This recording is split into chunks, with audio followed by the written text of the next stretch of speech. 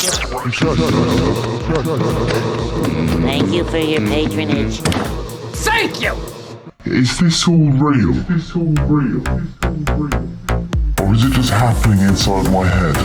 Of course it's happening inside your head, Harry. Why should that mean that it's not real? What's up, guys, and welcome back to another episode of Mentally Gone Reacts. My name is Callie Lucerda. And I'm Gabriela Lopes. And today we're going to be resuming the long-awaited and long-delayed Game of Thrones reaction. Continuing with Season 1, Episode 7. I forgot the name of this episode. The name of this episode is You Win or You Die. Ooh, is someone gonna die? So it's very unambiguous, but at the same time, it's very ambiguous, right? It's like it's kind of setting up what you could expect in the episode, but also at the same time leaving it like who's gonna win and who's gonna die.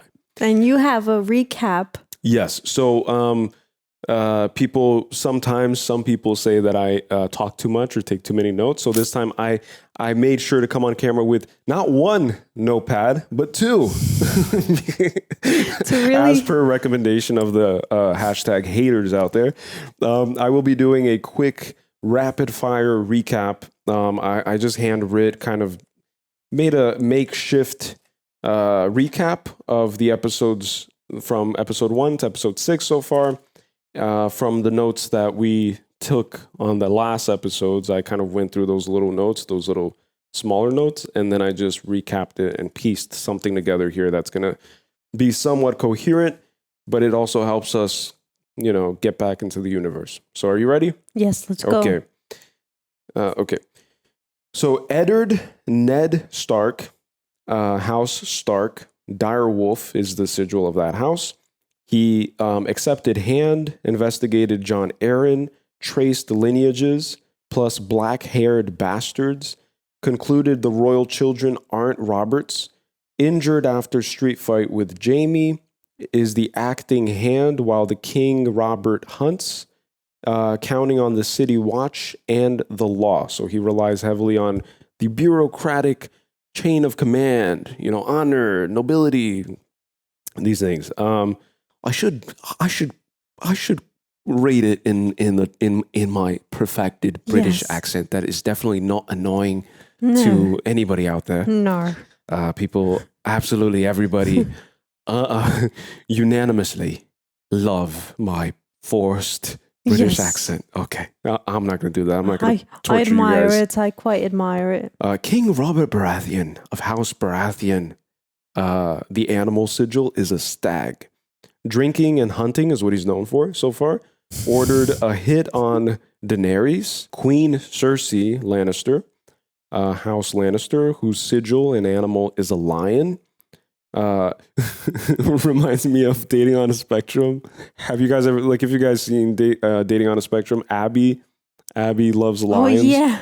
And the lions, Abby. And we watched the full season of that. Oh, they're so cute. It's so wholesome. I know. I genuinely wish I could love something that much. I wish because I'm someone who if you ask me what am I passionate about at this moment of my life, I don't know.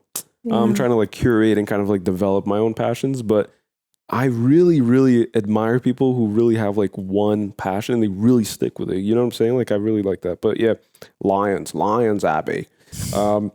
Protective of her children. So Queen Cersei Lannister, she's protective of her children, counters Ned's moves, just like when the whole conundrum concerning Joffrey injuring the kid and then almost threatening to gut Arya, I think is what he said. I'm gonna gut you. Well, we saw in the last episode he was really nice to Sansa. Was he?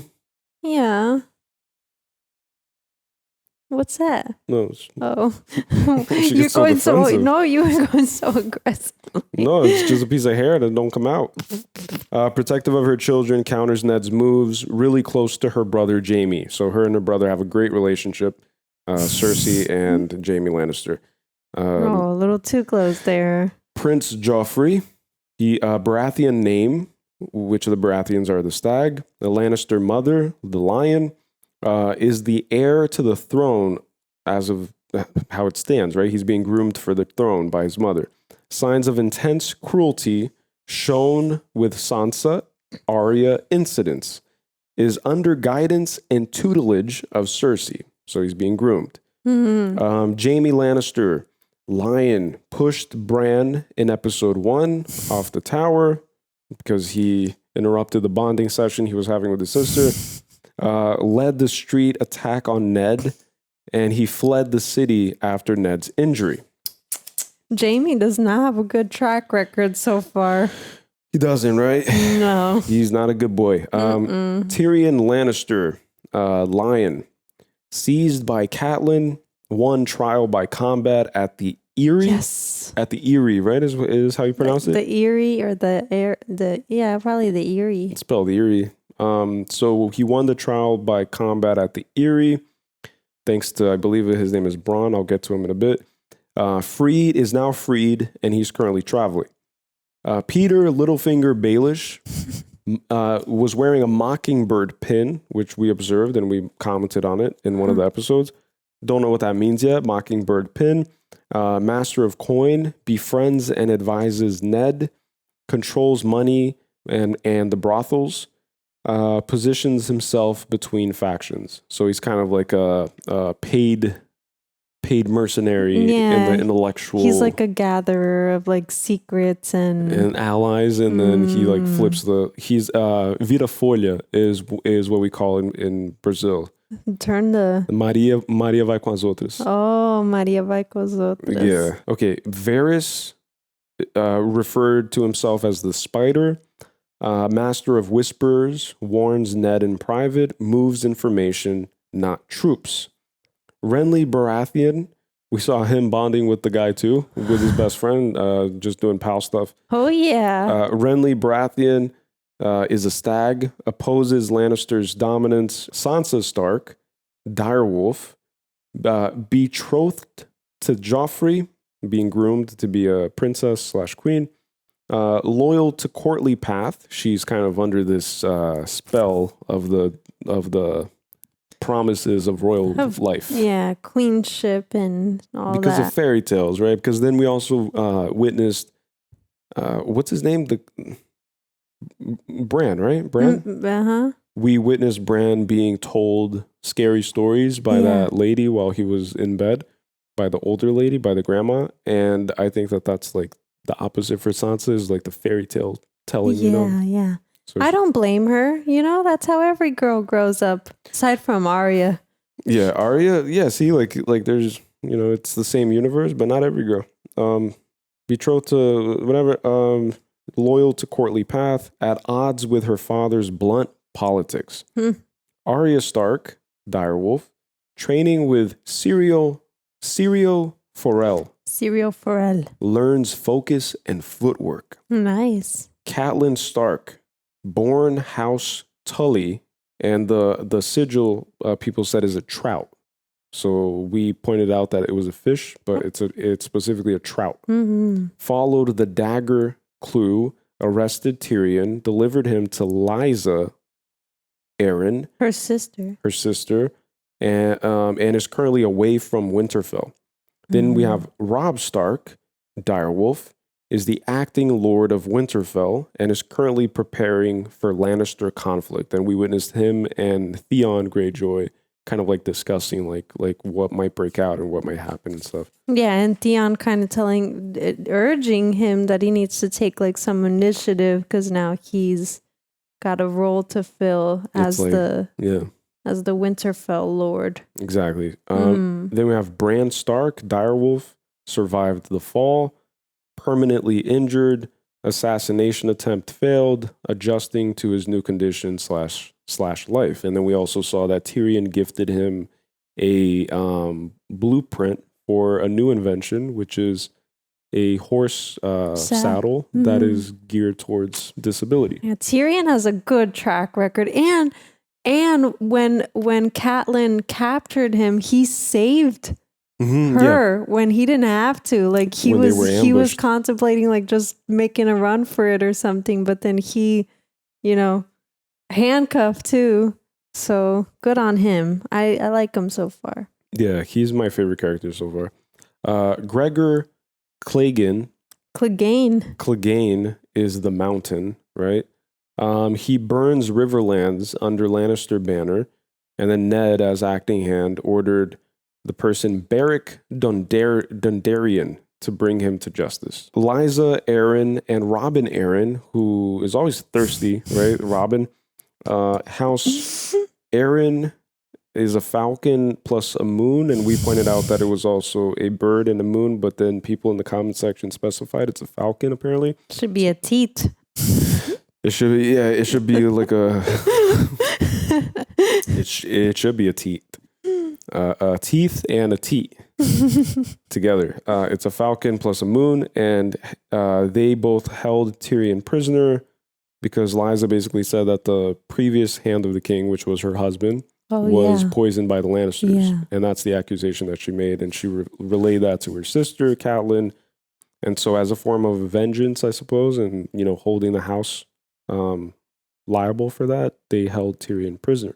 And Tyrion was allowed trial by combat and released him after Bronn won. So Bronn, not to be mistaken with Bran. Bronn is the sellsword that fights on Tyrion's behalf because he knows that the Lannisters always pay their debt. Daenerys Targaryen, House Targaryen, the dragon, now Khaleesi, pregnant, accepted by the Khalasar, carries dragon eggs and is growing in authority. Khal Drogo, Dothraki Horse Lord, honors Dany's status, commands vast riders, or vast groups of riders, I meant to write. Ser Jorah Mormont protects Daenerys, sharp reader of threats, right? So he protects her when she goes off to kind of contemplate the fact that the Dothraki take prisoners and slaves. She goes into like a secluded space, and then her brother, you know, threatens her and kind of is physically aggressive, and then Jorah comes in and saves her and protects her. And stops him from taking the dragon eggs. That too, yeah. So, and then we have Viserys Targaryen, who's also dragon, or was a dragon, R.I.P., or maybe not R.I.P. That guy's kind of like a tool. Like I don't just really... R. just R. Well... just rest. Or just I. Just in somewhere, I don't know, in hell or something. Demanded his crown, killed by molten gold in episode 6, the previous one, which was titled that, right? It was titled something about the crown, the golden crown. Yeah. Where his claim ended definitively and Dany's path was cleared. So that's like a little makeshift recap. I did the best I could with 9+ months away, and yeah. Pretty good. Okay. It works. But don't worry, guys. I won't be upgrading to a bigger notebook, and I'll still stick to the... If they see the composition notebooks coming out, they're like, oh, God. They're like, oh, bro. They see a binder, they're like, oh, man. This guy stinks. It's going to be a SpongeBob meme. Oh, brother. This guy stinks. My leg. Okay, so that's the big recap. Obviously, there are 8 seasons. 8, right? Yes. 8 seasons, so there's plenty of time for us to refamiliarize ourselves with them. There's a lot of seasons. With the cast and the crew and the story. And we're going to do those history and lore at the end of every season. That's a promise. Because I saw people recommended that. I don't know if there's one for every season. They said there is. Okay, so then there you go. At the end of every season, we watch those history and lore, which is kind of like fills you in on all the details and any gaps and stuff that, you know. And we are going to be purchasing the books, and we are going to be analyzing the books on a separate channel probably, but it'll all make sense once we start like advertising like the cross-contamination of different channels. But the idea is to read books and then just thoroughly analyze them in the same way we analyze movies, but like chapter by chapter, and then come with our notes and come with our highlighted pages, and then just have a full-fledged conversation about every book that we tackle. So Harry Potter, Lord of the Rings, and Game of Thrones. Alrighty, sounds good. And also playing whatever games, like spin-off games, you know, like video games and stuff like that. Again, it all makes sense. Even reacting and reviewing musical aspects, components, you know, specifically like albums and soundtracks and things like that. So that could be fun, and that'll all be hosted on their designated channels. Yeah, their own. You guys will see. Yeah, you guys got a little surprise in store. Yeah, like it all makes sense. So all I'm going to say is that we're not limiting ourselves to just movie reactions. Like our intentions are kind of like we have like more broader ambitions in the sense of when it comes to kind of content creation. So you guys will hopefully receive it as a treat. Yeah, like experience everything. Yeah. Every facet of consumerism in this world we're going to tackle. So with that being said, I'm going to reset the camera so that I don't have to reset it again. The intro is complete. Or do you have anything else to? Well, should we say thank you to everyone? Like the comments on the Avengers post have been unreal. I'm trying to get to every single one. There's probably like 50 more. I'm reading every single one, and I'm trying to respond to as many as I can, because in between editing and also responding to comments, like it's kind of like taxing. But I will say that for the first reaction back, I was really nervous and really like anxious and stuff. And like I'm feeling it today a little bit. I'm going to say that I'm feeling less of that because of the reception that the video received. I'm feeling it today because I'm like, oh man, like everyone's so excited. And I guess it's also because like, just to divulge a little bit, but like we took a day or two off just because like there's, stuff happening with my uncle. He's been on like life support and, for like over 70 days now. And it's just been a lot. And so yesterday I revisited him in the hospital and like just a lot going on, but the comments mean the world and I'm really grateful. We're really grateful for the welcome back comments and like literally every other comment is like, welcome back, like glad to have you guys back. And we're just really happy to be back because it feels like a lifeline. Like it was like a opportunity to breathe again and do this thing again and just finally crawling out of the hole like Bruce Wayne in the Dark Knight. Out of the hole, yes. Like that's how it feels, honestly, like throughout. But so I'm a little nervous, but we're going to get into it because I'm excited. It's Game of Thrones. It's been fun so far. Every episode leaves us on a cliffhanger. And then also shout out to the patrons on Patreon, all the new people subscribing and the people like the tried and true that have stuck with us for the 9 long months that we were gone. Like there were it doesn't even make sense, but like they decided that it was worth their hard-earned money, so it's like we acknowledge that, and we've like seen it, and like it's never not been acknowledged. And now we're no longer physically gone, but we remain mentally gone. The mentally gone is always going to just go more and more gone. It's going to go more and more gone. We're more and more gone. More and more gone as we progress, for sure.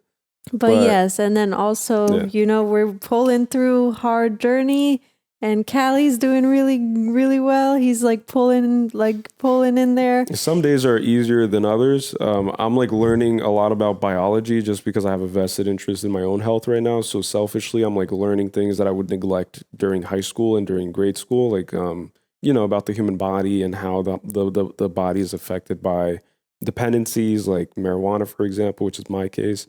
And just like I'm at 6 weeks, like I'm at the 6-week threshold, and there are a lot of things that are common to be happening right now, like mood swings and energy is drained, dramatically, and headaches and fogginess. And I'll wake up kind of feeling like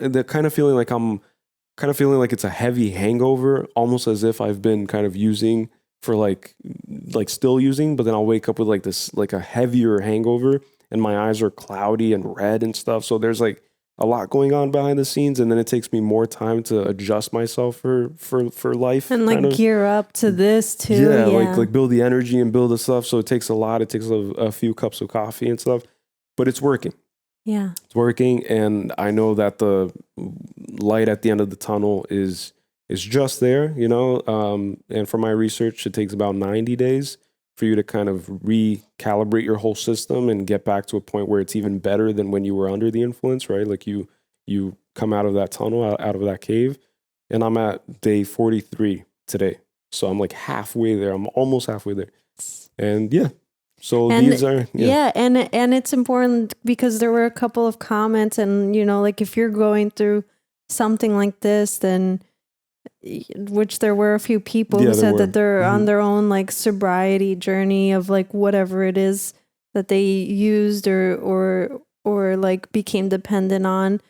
You know, just stick with it and just don't give up. Yeah, don't give up and don't be afraid to share in the comment section. And you're not alone. There was also a person who shared that that we inspired them to open up more and to seek therapy and they're going on their second therapy session currently, and that we inspired them to do that. And that's what it's all about. Really, it's just being like being as vulnerable as we can. And in hopes that enables somebody out there to be inspired to do the same. Yeah, and like that's why we're not gonna stop like talking as much as we do. Yeah, like there are comments like that are like, well, the discussions are really long, but like that's what we hope is really it's like really the essence of the whole video for us, because it's like the parts that we're sharing the most important things that we feel we would like to share with people, and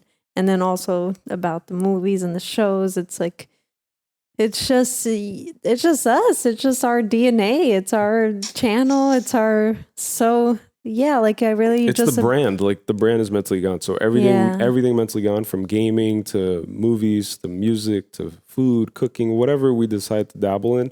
It's always going to have like the signature is going to be over analyzing and maybe over like reaching in every way we can. So, but thank you to everyone, and we shall see you in a Logifity GIF. All right, I'm just like showing her the thing because I don't want to be rude. No, just so it's she okay. like also sees that I have to reset the camera. All right, so we'll reset and then we'll start the reaction. Ready? All right, and again, special thank you to everybody over on Patreon. On Patreon, you will have the full uncut reaction to everything we do on this channel.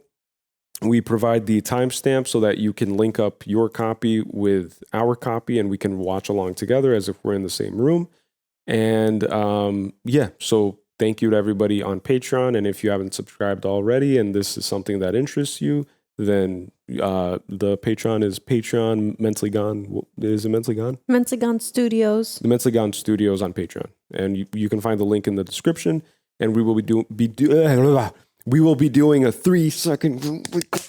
Come on. We're doing this pretty late too. It's almost 12 a.m. It's 11 o'clock right now, p.m. As you know. And we will go well into the past 12 a.m. So we'll be doing a 3-second countdown so that you can sync your copy with our copy. And here we go. 3, 2, 1, and play. Woo! Oh, I missed the sound. The sound. Oh. And we have our notepads and we have our glasses, correct? Yes, notepads and glasses. Ooh, this song too. Dum, dum, dum. Am I gonna wear different glasses every video? Well, I don't have that privilege. Hey, you got the bougie glasses though. I bought I like to get a little more pricey glasses because I know they'll last me a good time. I got mine online. Yeah, you got yours for like $50. I got mine at regular glasses prices, like $200 at the time. It's like, yeah. And it lasts me too. I put them in my pocket, like I carry them everywhere. People said that this thing changes, but I haven't noticed it change when I was like seeing the recaps. Maybe it's season by season. Or maybe it's like major like plot points, like shifts and occurrences in the world. Unfortunately, this song will probably get copyrighted. So that's why we talk a lot also, just so people know. Because people say like, "Oh, it's unwatchable. I can't see the movie. You guys keep talking." Well, like you here for the movie or you here for us? Yeah, it's like no, literally, it's like all right. When I watch like YouTube and stuff, I don't talk to myself as if I'm watching a reaction, like I'm doing a reaction. You know what I'm saying? Like I watch stuff silently, like everybody else. But since it's a content thing we're filming. We got to talk. I'm convinced that the best things come from adaptations of books. I'm convinced. Harry Potter, Game of Thrones so far. Dan Brown just released a new book. called Secrets of Secrets, I think. Lord of the Rings. All right, we got the Lannister camp here. Called to answer for the crimes of your bannerman, Gregor Clegane, the Mountain. Oh. Arrived within a fortnight, I'll be branded an enemy of the crown. Uh-oh. Look how symbolic. He's gutting a stag. Attacking him was stupid. Baratheon. Lannisters don't act like fools. Oh my gosh. That's gory. You spend too much time worrying about what other people think of you. I could care less what anyone thinks of me. You know, that's what you want people to think of you. Noble. Yeah, honorable. right, pretty boy. Kingslayer behind your back, doesn't it bother you? Kingslayer. Of course it bothers me. A lion doesn't concern himself with the opinions of the sheep. Ooh, I like that. I like that. Shout out to everybody who complains about our reaction videos. I'm giving you half of our forces. 30,000 men. Damn. I didn't realize you placed such a high value on my brother's life. He's a Lannister. Might be the lowest of the Lannisters, but he's one of us. And every day that he remains a prisoner, the less our name commands respect. If another house can seize one of our own and hold him captive with impunity, we are no longer a house to be feared. Oh. To be feared. Love or feared. Machiavelli. Before long, I'll be dead. And you. And your brother. And your sister. And all of her children. All of us dead. This guy's a very positive dad. The family name that lives on. Oh, it's truth. Not your personal glory, not your honor, but family. Dynasty. Legacy. Mm-hmm. He skinned a stag while he's making all of these observations. Isn't that interesting? The future of our family will be determined in these next few months. We could establish a dynasty that will last 1,000 years. Dynasty. It's like the Chinese. Make your father proud, Jamie. Go and lay with your sister. Preserve the lineage. You think he knows? Like, are they keeping that a secret from him? What if he made these kids with his sister? Who knows? I don't know. Oh, brother. Oh, Titans. Oh, gosh. Titans clash. Collide is what I wanted to say. Perhaps it's time to go home. The South doesn't seem to agree with you. I know the truth John Arryn died for. Oh, no. Is that why you called me here to pose me riddles? Has he done this before? Jamie would have killed him. My brother's worth 1,000 of your friend. Your brother or your lover? Oof. How does he know? He put two and two together because Sansa was like hinting at the gold hair. We shared a womb, came into this world together, we belong together. What the heck? They're twins too? My son saw you with him. You've always hated him. Hated him. I worshipped him. Every girl in the Seven Kingdoms dreamed of him, but he was mine by oath. And when I finally saw him on our wedding day in the Sept of Baelor, lean and fierce and black-bearded, it was the happiest moment of my life. And whispered in my ear, Lyanna. Oh, that's his sister, because he said he always loved his Corpse sister. and I was a living girl, and he loved her more than me. Wow. Wow. So there's already like a built-up resentment towards the Starks. You and your children. I will not have their blood on my hands. Go as far away as you can. You can see her like nostrils flaring. Mm-hmm. You should have taken the realm for yourself. Jamie told me about the day King's Landing fell. He was sitting in the Iron Throne and you made him give it up. All you needed to do was climb the steps yourself. When you play the Game of Thrones, you win or you die. Oh, there it is. There is no middle ground. Whoa, that's a threat. They're both kind of like, you leave, no, you leave. Yeah. No, you leave. I love the writing on here. Oh, more nudity. I don't know. I think that, I don't know. Someone's got to play their cards right. Okay. He's managing his coins. Okay, YouTube. What's up, YouTube? So this is... Oh, shoot. He's like, let me finish my work It's here. like so performative. Oh, this is the girl. You have any idea how ridiculous you sound? Oh, I see. So he's evaluating them. Let's start over, shall we? You be the man, and you be the woman. He's teaching them in the art and science of intercourse. Yeah, but these are just his like information gatherers. You got to stimulate the flower to open it. Pleasure reveals secrets. It's an ancient science. Come on. Okay. Take notes here. I'm taking notes. Guys, I brought 2 notepads exactly for this occasion. Oh, he's working the psychology of the client. Oh, yeah. So that you like... Interesting. Like he's teaching them what the inside of the hair is, the inside of the head is. And he would know. He's a man, huh? Yeah. What we don't know is usually what gets us killed. Knowledge, power. I do believe my lord's in love. For many years, most of my life, really, play with her ass. The little hero always beats the big villain in all the stories. David and Goliath. This is like the psychology of it too.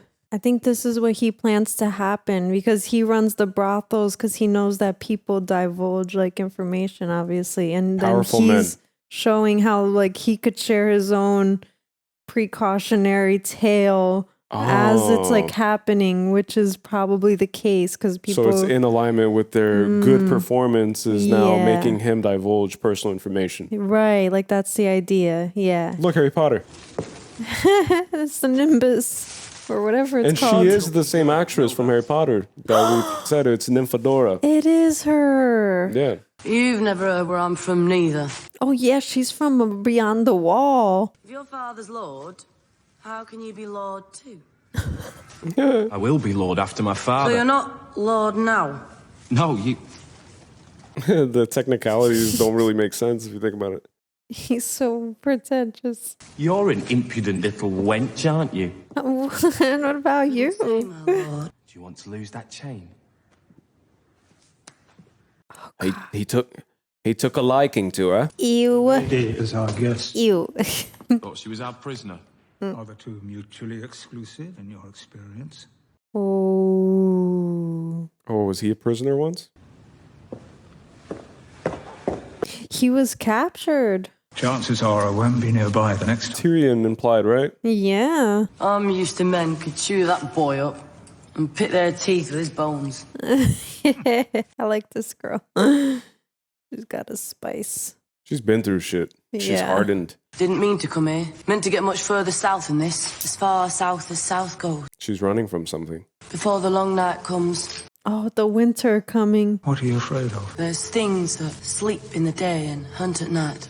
Bats. Owls and shadow I'm cats. not talking about owls and shadow cats. Oh, no. They've been gone for thousands of years. They wasn't gone, old man. They was sleeping, and they ain't sleeping no. Oh, from the first episode. You remember those things? Those like Monsters. dead, alive kind of things? Monsters. Yeah. Miss girls.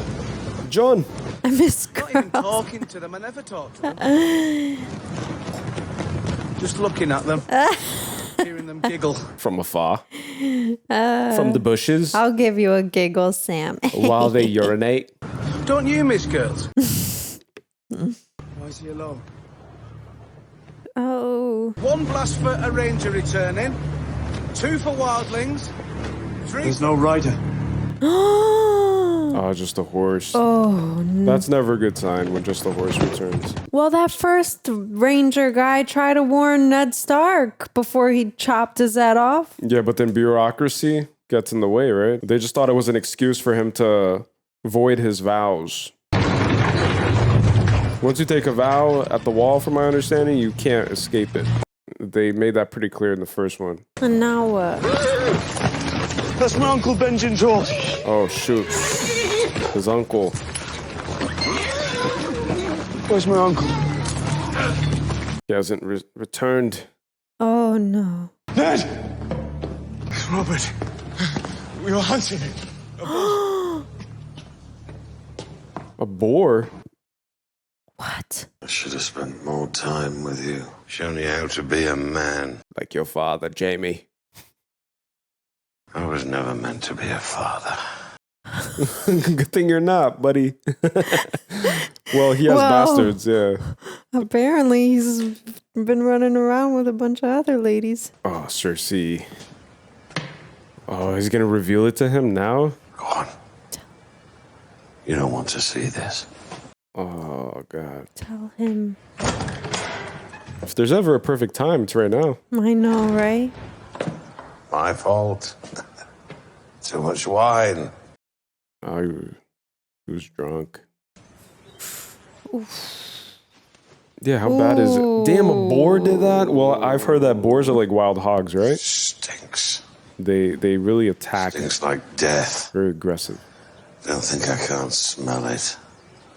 Oh no. I want the funeral feast to be the biggest the kingdoms ever saw. And I want everyone to taste the boar that got me.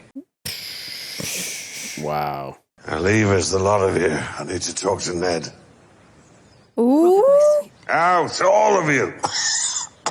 Yeah, get out of here. Let's go. Oh, shoot. This is it. This is it.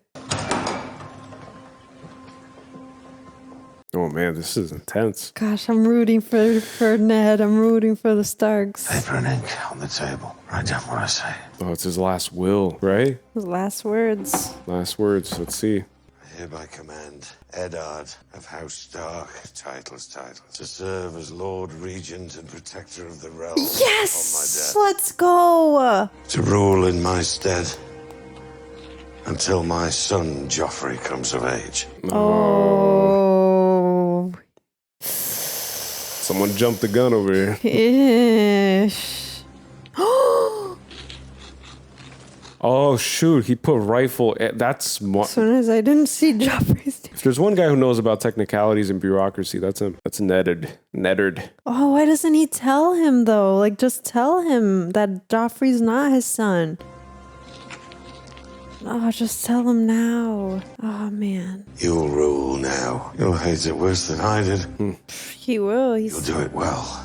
He has to do it right. What's the age of rulers, like of becoming a ruler? You were right. Varys, Littlefinger, my brother, worthless. No one to tell me no but you.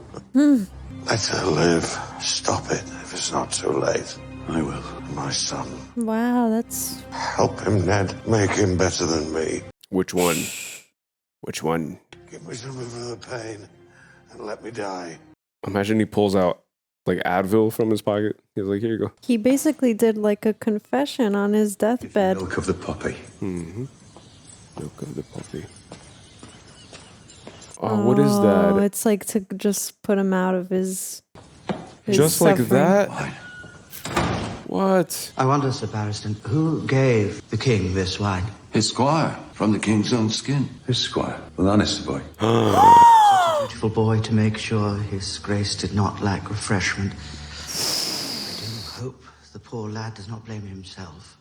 This guy speaks in riddles. Yeah, he knows some stuff.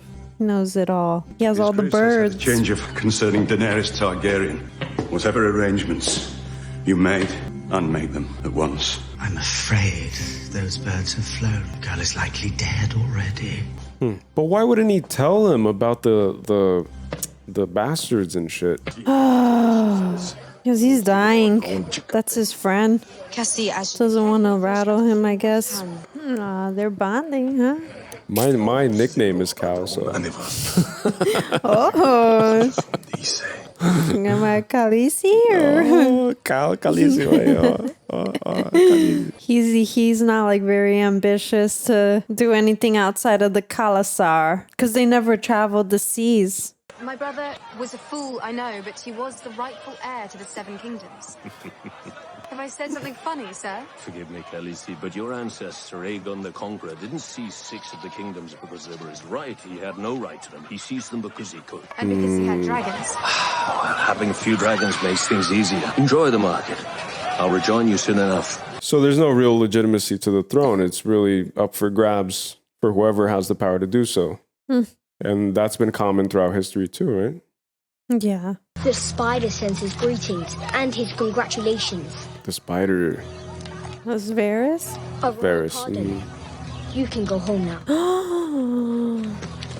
Because he's the one that's eavesdropping and telling them about her pregnancy and stuff. Yeah. He like mysteriously disappears once he collects certain information.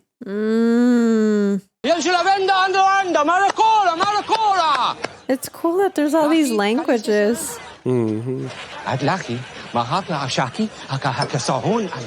Oh, yeah, right. You have the honor of addressing Daenerys of the House Targaryen, Khaleesi of the Riding Men, and Princess of the Seven Kingdoms. I'd still like to taste that wine. That?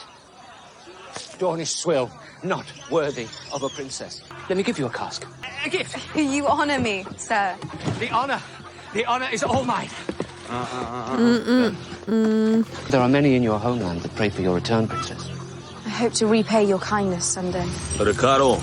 No, there aren't in her homeland praying for a return. It's the opposite. Something wrong? I have a thirst. Open it. The wine is for the Khaleesi. It's not for the likes of you. Open it. Pour. It would be a crime to drink a wine this rich without at least giving it time to breathe. Do as he says. They already know. Once he figured out who she was, he dropped the other wine that he was trying to sell. Sweet, isn't it? Can you smell the fruit, sir? He's got like a snake on his ring. Taste it, my lord. Slytherin. Tell me that that is not the finest wine that has ever touched your tongue. Yeah, right. Oh, look at those. Me? I'm afraid I am not worthy of the vintage. You will drink. It's the first time we're seeing her assertiveness, right? Like her commanding the common folk. If it's so good, bro, drink it. Of course. There it is. Damn.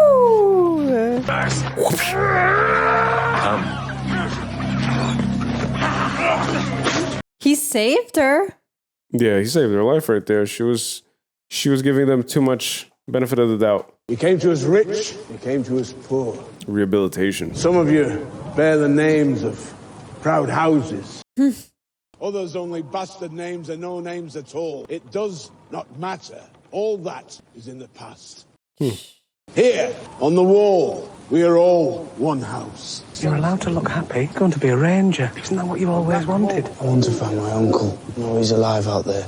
No, he is. I wish I could help you, but I'm no ranger. So too. It's the steward's life for me. Oh my God. There's honour in being a steward. Not much, really. But there's food. Hey, I'm with him. Gotta bury the old identities here. Gotta overcome all attachment to identity, right? It's like a Buddhist school. The penalty for desertion is death.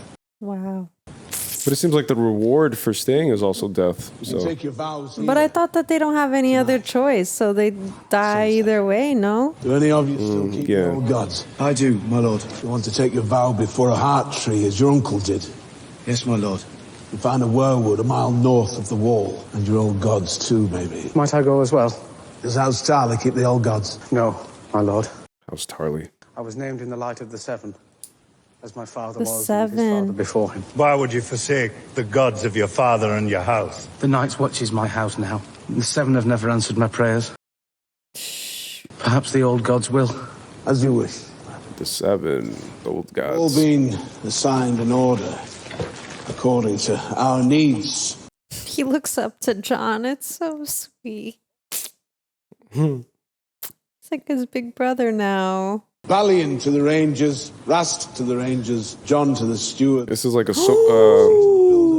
Echiel to the builders. this is like a sorting hat. Stewards. Yeah. Nico to the Rangers. What just happened? To the Rangers. He got to the stewards. What does that mean? He's not going to be a ranger. A steward is like a attendant. Like they just attend. Oh, so he doesn't have to go beyond the wall. I see It what you're was saying. that guy. Yeah. Oh man, he had it out for him. Shh. And he wanted to find his uncle. Oh man. Samuel, you will assist me in the rookery and library. Pip, you will report to Lord Marsh in the kitchens. From Lord of the Rings. Luke, Jon Snow. Lord Commander Mormont has requested you for his personal steward. Will I serve the Lord Commander's meals and fetch hot water for his bath? Certainly. And keep a fire burning in his chambers. Change his sheets and blankets daily. And do everything else the Lord Commander requires of you. Do you take me for a servant? We took you for a man of the Night's Watch. But perhaps we were wrong in that. Chop wood and carry water. You know, like there's no task too big or too small. I was singing for a High Lord at Acorn Hall when he put his hand on my leg and he wanted to see my I pushed him away, and he said he'd have my hands cut off for stealing their silver. Hollywood. That's what Hollywood is like. Could you sing me a song, Pip? I'd like to hear a song. It's bad timing. Yeah, that was kind of shitty to Oh say. man, he was trying to be helpful. You'll know everything, be part of everything. And he asked for you himself. He wants to groom you for command. Ooh. Commander of the Night's Watch. I always wanted to be a ranger. I always wanted to be a wizard. I always wanted to be a Power Ranger growing up. What? Oh, I'm serious. I'm with Samuel. You'll stay and say your word with me. Or rather, John. Yes, yay! They're like brothers. That's so awesome. Give me an hour and I can put 100 swords at your command. And what should I do with 100 swords? Strike tonight while the castle sleeps. We must get Joffrey away from his mother and into our custody. Protector of the realm or no, he who holds the king holds the kingdom. Every moment you delay gives Cersei another moment to prepare. By the time Robert dies, it will be too late for the both of us. What about Stannis? Saving the Seven Kingdoms from Cersei and delivering them to Stannis. You have odd notions about protecting the realm. Stannis is your older brother. This isn't about the bloody line of succession. That didn't matter when you rebelled against the Mad King. It shouldn't matter now. We all know what Stannis is. He inspires no love or loyalty. He's not a king. I am. There it is.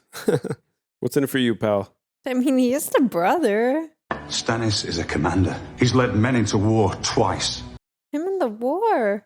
Do you still believe good soldiers make good kings? Because he was a good soldier, right? So that's what he knows. It's the world he knows. The life he knows. Dishonor Robert's last hours by shedding blood in his halls and dragging frightened children from their beds. Dishonor, honor. But like Joffrey's not a child. He's gonna be potentially the king. And he's not an honorable lad either, because he threatened to kill the... You will sail to Dragonstone tonight. You will place this in the hand of Stannis Baratheon. My Lord Protector. The king has no true-born sons. Joffrey and Tommen are Jaime Lannister's bastards. So, when the king dies... The throne passes to his brother, Lord Stannis. So it would seem. He is the rightful heir. Nothing can change that. And he cannot take the throne without your help. You would be wise to deny it to him and make sure Joffrey succeeds. Make peace with the Lannisters. Release the inn. Wed your daughter to Joffrey. We've plenty of time to get rid of Stannis, and if Joffrey seems likely to cause problems when he comes into his throne, we simply reveal his little secret and seat Lord Renly there instead. But the Justice, treason. these people try to kill his son. Lannisters, you say. The people who tried to murder my boy. There it is. That's so crazy. Oh my gosh. I won't do it. So it will be Stannis and war. There is no other choice. He just provided the choice. When the queen proclaims one king and the hand proclaims another, whose peace do the gold cloaks protect? Oh, yep. The crown. The man who pays them. Money. You buy loyalty. There is no legitimacy to any of this, is what I'm learning. Yeah, and that's what the Lannisters' whole thing is, right? They pay their coin. debts. Yeah. Oh, look, it's Shadow's cousin. Our dog Shadow's a husky.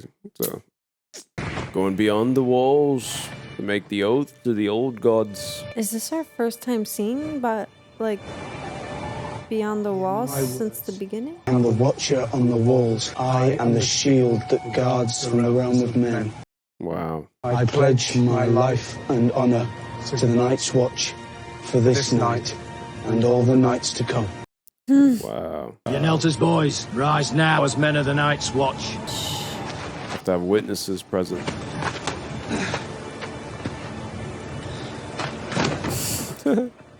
Hug me, brother.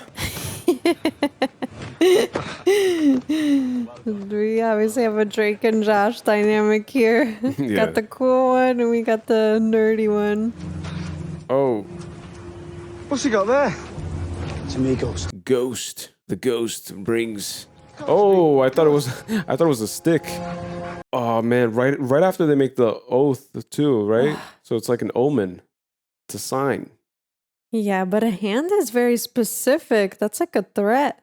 King Robert still wants me dead. Poison was the first, he won't be the last. I thought he'd leave me alone. He does. My brother is gone. He will never leave you alone. If you sailed all the way to the Basilisk Isles, his spies would tell him he will never abandon the hunt. Not him, the throne. Targaryen. The last Targaryen. A threat to the throne. I mean, technically, he was one of those spies. I definitely don't trust Lord Baelish. Littlefinger. Don't know if I trust this guy yet. Oh, I thought you meant Kyle.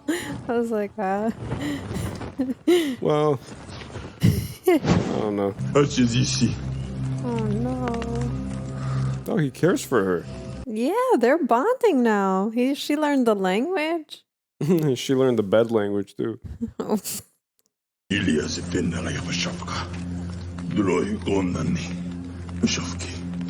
That's nice. You get a car. You get a car.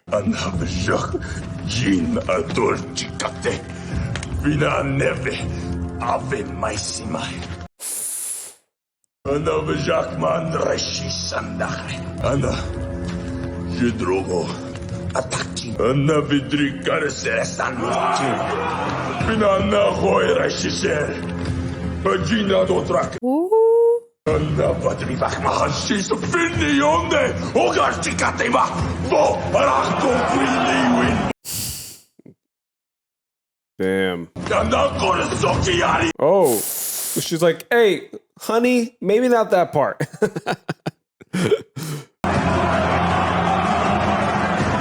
She's been waiting for this. Woo!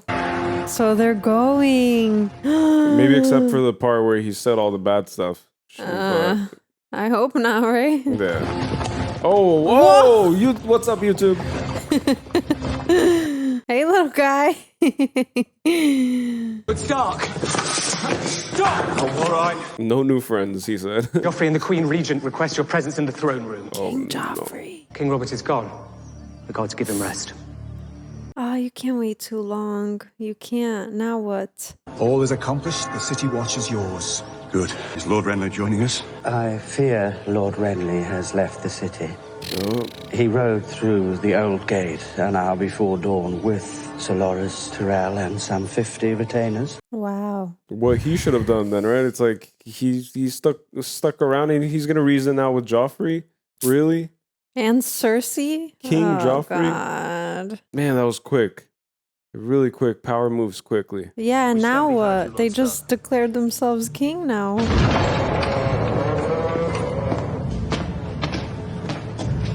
He takes too long to play his cards. Like, I don't understand. Joffrey of houses Baratheon and Lannister, first of his name. King of the Andals and the First Men, Lord of the Seven Kingdoms, and Protector of the Realm. But is he of age already? Like, I feel like that went so quickly. It's kind of like chess. He has all his knights, his soldiers in position. I wish to be crowned within the fortnight. Today I shall accept oaths of fealty from my loyal counselors. Sir Barristan, I believe no man here could ever question your honor. King Robert's seal. Unbroken. Undoctored, no Photoshop. Lord Eddard Stark is herein named Protector of the Realm, to rule as regent until the heir come of age. May I see that letter, Sir Barristan? Protector of the Realm. Is this meant to be your shield, Lord Stark? A piece of paper. Wow. Those were the king's words. We have a new king now. Bend the knee and swear loyalty to my son, and we shall allow you to live out your days in the grey waste you call home. Your son has no claim to the throne. Liar! You condemn yourself with your own mouth, Lord Stark. Sir Barristan seized this traitor. Sir Barristan is a good man, a loyal man. Do him no harm. You think he stands alone? Oh, the Hound. Kill him! Kill all of them, I command it! Oh my gosh. Take the Queen and her children into custody. Escort them back to the royal apartments and keep them there, under guard. Oh. The watch! Come on. Please. I want no bloodshed. Tell your men to lay down their swords. No one needs to die. No!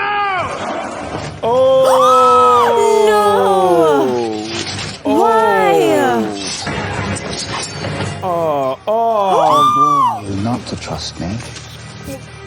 I hate that guy's face. I'm sorry. I'm sorry. I hate that guy's face. That guy has such a punchable face. I was thinking about doing that too.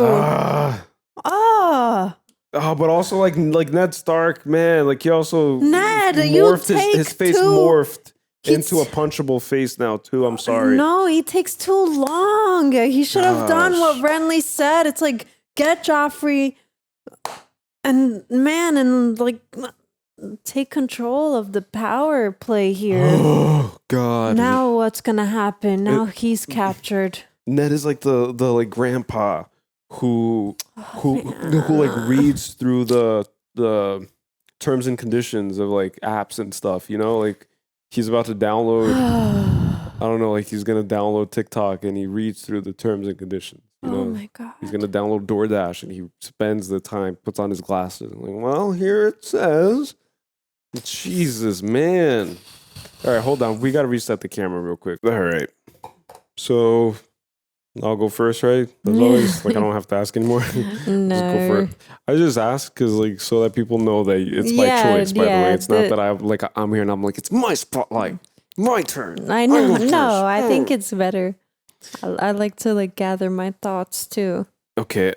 So I wrote 1, 2, 3, 4, 5 simple lines. I'm learning to immerse myself more in the film. Not saying that I wasn't immersing myself before, but I think that I'm just like allowing my brain to just, you know, just dig deep and not write too many notes. But then during these conversations, it's going to be a little more iffy maybe because now I have to rely more on memory and pulling from memory. So that's what I was going to say. I got so invested in this episode that I didn't even take notes past like the first half.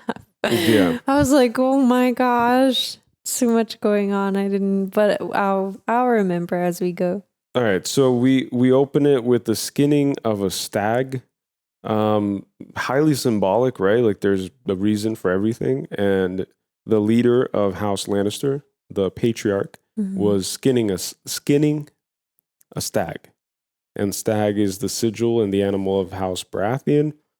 So we saw that that's essentially what is happening. The lion is eating, right? The carcass of the stag and just gutting it. It's like it's gutting the stag. And that's what happened to Robert Baratheon. You know, he was killed by a pig, which I think, look, no offense, but you know, like you can't protect yourself from yourself. And so, you know, a pig kills a pig.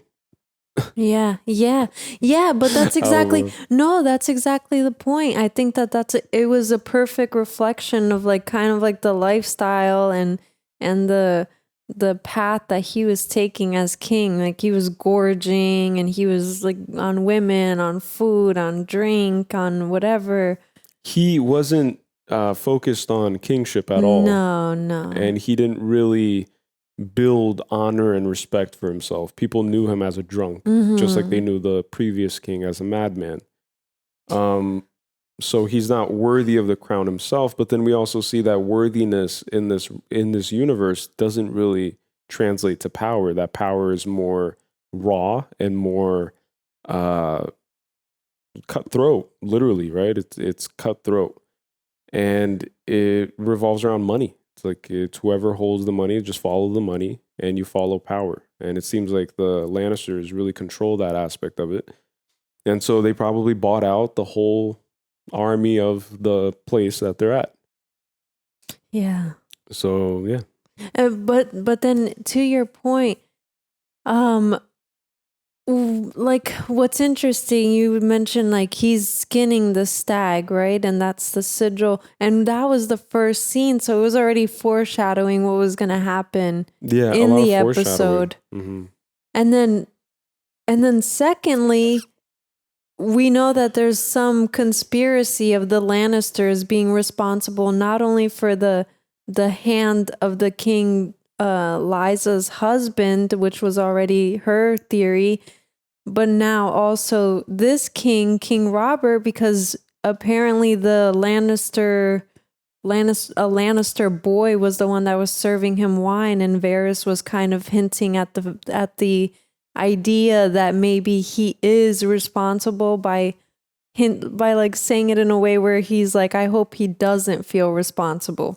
Because everybody knows his one big weakness, which is alcohol, right? So if you are an alcoholic, then you have an addiction, and they wanted him drunk while hunting so that a hunting accident could happen. Or it could even have been like a poison or something, right? Like, because then there's a connection of like Daenerys almost getting poisoned by wine. So like maybe there's like a direct link there. There might be, yeah. I just think that poison is more obvious, I think. I think that poison is more fast acting, and then your body has like a visceral reaction to it. Yeah, that's true. Yeah. I don't think it's like a slow kind of lingering thing that takes you out. You think he just like overdrank and then lost his senses? And then he just lost his senses, yeah. That's crazy. But I think that what's his name? Viserys? Varys? Varys. Viserys is the one that died. Yeah, the brother. Okay, so I'm going to remove right now, removing Viserys so I don't confuse that with Varys. Varys? Mm-hmm. Okay, Varys. Okay, ready. Updating my software here so I don't keep don't worry, guys. stumbling over. And also like I'm a little pissed off right now. So I'm like pissed off at the ending. Like the ending was like, oh man. Like, I'm just pissed off at, like, why is Ned, literally, it's like, why is he so stupid? Like, why is he, like, allowing himself to still believe in an ideal, a utopian ideal of ruling? Like, there's no idealism here. It's dark, it's gritty, it's disgusting, it's skinning a stag. Yeah. It's getting your hands dirty. It's what the patriarch of House Lannister was showing. You have to get your hands dirty. That's what real power does. And that's the guy, the rich billionaire, millionaire, gazillionaire in this world is the one skinning the animal, gutting it. Like he didn't hire somebody else to do it. Yeah. So, and he's not even a king, but he's the king of his house. And he's preserving what he believes to be the most honorable and most important thing, which is his own legacy and his own lineage, right? It's the House Lannister. Mm-hmm. And the king, the actual king of the seven realms or the seven kingdoms, the king of the realm, hires somebody to do everything for him, somebody to carry the wine, somebody to carry the sword for him, somebody to carry everything for him, to carry his wife. It's like, it's ridiculous. It's ridiculous. And Ned is just obsessed because look, if you're gonna, like, who's upkeeping the bureaucracy here? Who is it? The king. Yeah, well. And what is the king doing? So where is Ned seeing this sturdy, stable, reliable, bureaucratic body, diplomacy, the Constitution? You know, like Cersei ripped up the Constitution essentially. She said, F you and your Constitution, I'm queen. Yeah. Bitch. And you know what's so crazy about that? That's basically what she said. The craziest part is that I immediately thought of like, you know how Tony Stark was telling Captain America, like, you can't really trust Nick Fury? It's literally that. That's what's happening. Yeah. It's soldiers. It's like they're programmed to honor and duty and like line of like command and stuff, you know? So he's like, oh, now it has to be Stannis, another man of war, because he's the next in line. Instead of Renly, who was smart, it's like, I have the soldiers. He said, I have the men. Let's capture Joffrey. Let's hold the power now. It's like, and then we take control. It's like, he'll be the king. Like Ned doesn't have to even worry about it. He doesn't want it. He doesn't want that control. He doesn't want that power, that responsibility. So Renly was ready to step into that. He's technically an heir because he's the second brother, but then they're going to now wait for a message to God knows wherever Stannis is. Yeah, it's flying like he's on sending a bird or wherever. He's sending an email out. Dude, it's like it has to be a text. It can't be an email. At least a call. You know what I'm saying? And if you can't text or call in this world, then I guess you gotta kidnap the queen and her enough bastard time son. for Cersei to be like, okay, my son is king now, guys. Bow down, and if you don't, it's treason, and you'll get killed. Like, of course, people are gonna be like, ready to praise the new king, whoever he is. And I do like how they set up that scene, almost as if it was that scene from Harry Potter where they play real life chess. Oh yeah, right, with the real life size pieces. That was essentially how it was set up. So the queen gets the the queen is overpowered on the chessboard and she gets to move everywhere. Yeah. So I think that's what they displayed. You know, visually, you saw the queen doing whatever she wants on the chessboard.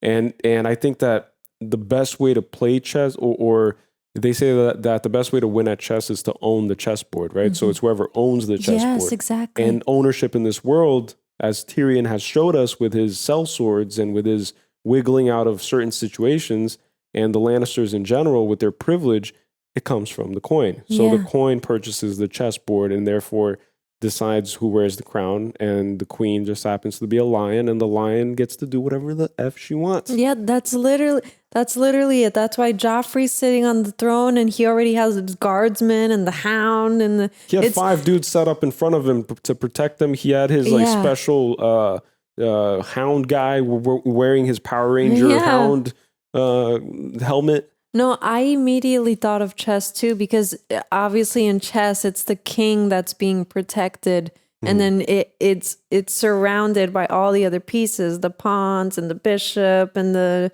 knights and the whatever. And so like that's why Renly was urging Ned, like, you need the men, but then Ned trusts Baelish more than he trusts Renly, who hasn't given like any doubt. Like he's the one that came like worried when his brother's dying, like, you know, like actually has some real interest, connection to who the king was, and what better way to honor the king than someone who's actually been present. Like, where the hell is Stannis in all of this? Who is Stannis? I don't think we've seen Stannis. He never came to the king's command and was like sitting in his circle like Renly did. So it's like, Stannis is bananas. Who is this guy? Who is this guy? He's a rapper. He's just passing out his mixtapes. Well, technically this could still be saved because he got the letter out to him, so he could still show up. Yeah, but then Stannis is going to challenge the army of King's Landing,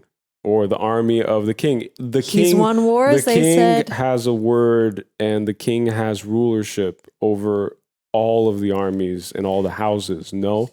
Yeah, like, but they called war against the other king and they won. Baratheon got the throne that way. So technically, they won with the Lannisters. They won with the Lannisters' army? Well, Robert married Cersei. Oh, I suppose you're So right. he married her into wealth and into armies. Oh, I thought she married him after he was already like king, and then Tywin probably bought his way in there. Maybe that was what happened. I don't know. I feel like they're like real estate investors and stuff. I feel like the Lannisters, like they probably own a lot of land and people and stuff, and then, you know, as soon as Baratheon became king, which is why the lore and history thing will be good, because it'll like fill us in on all the context. But I thought that it was that Baratheon became king, and then on the wedding night, that's why she said all the women envied her because he was now the king. But she was wed to him by oath. So in my head, the way I interpreted was he made an oath just like the Dothraki Drogo made an oath to Daenerys about, I make an oath to you, I Drogo, that I will conquer the 7 realms and I will give you the throne. And so I think that that's what maybe Robert did in order to gain Cersei, because it was a good investment for him, because he gets capital and he gets to basically marry himself into a rich dad's a rich family, right? Gets to marry her rich dad, which is what he wanted, because he's not interested in her, right? Yeah. Like she's not interested in him. That's true. And they're married, and they have a very unfaithful and horrendous marriage. Apparently, they hate each other, and it's apparent so much so that that's the one thing that Ned is capable of understanding. It's like he understands that, but he can't understand all of the politics in which he's, a part of. So it makes no sense. And Littlefinger always gave me off vibes. Like, I don't understand why, of all the people in the landing, like even Varys is more trustworthy, even though he plays kind of a more distance role, it seems, where he doesn't like attach himself to any one person or like any clear direction, really. Like, that he supports Stannis or Renly or Cersei or whoever it is. Like, he just kind of is. He's unproblematic. He's like ambiguous, right? Like he keeps himself vague. He's a spider. Yeah. And he speaks in riddles too. Yeah. Never a straight answer with Varys. Yeah, but see, I would trust him more than Littlefinger, who runs brothels and God knows what else he does, like just to get secrets on people and leverage and finds his way to manipulate and get people on his side. It's like, we don't know what, If a dude approached any of you guys and he approached you like this, like, well, I'll tell you something. You can trust me. Yes, you can. But it'll cost you not much. I'm modest. But for information, I will. And just a small payment. And Ned's like, oh, okay. Trust. It's like, it makes no sense. But I guess it does make sense for his character, because you pointing out Captain America is a great analogy to make, because there's a contrast here, right? There's a man out of time, which is Captain America and Ned Stark, who have been frozen, right? Ned Stark has been in Winterfell. He's been frozen. He's been isolated from the politics. Yeah, yeah. Right? He doesn't have that channel in his house on his TV at home. Like, he doesn't watch novellas about what's happening in King's Landing, about what the new iPhone is or whatever it is. It's like he's that grandpa who still drives the 54 Ford, where he has to put it together every time he goes to drive it out. And like, that's him. But then you have, in contrast, you have the man who's deeply ingrained in every aspect of culture and society, which is Littlefinger and Varys. Yeah. Those are the people that are just there. And Iron Man, Tony Stark, he's always like ahead of the curve. Like, he knows everything that Bruce Banner knows, and he knows everything that Am I the only one that did my homework, right? Like, that's what he basically says. So one step ahead and always ahead of the curve. And that's definitely not Ned Stark. And so if you're the hand of the king, then you want to be at least informed of the game of power and how power works. Power is an animal unto itself. And so, like, philosophers struggled for centuries. Still to this day, people struggle with the ideas of power and how it fits ethically and morally, and and how it just operates in this world. Yeah.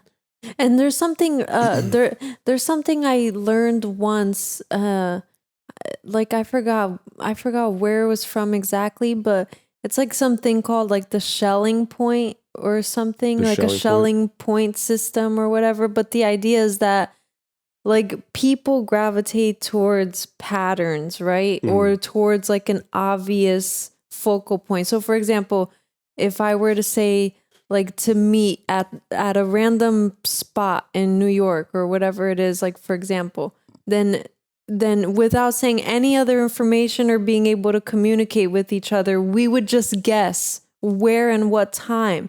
And then based on like pattern factors and like popular like location and time of like meeting at this point is where you would meet each other without any further communication.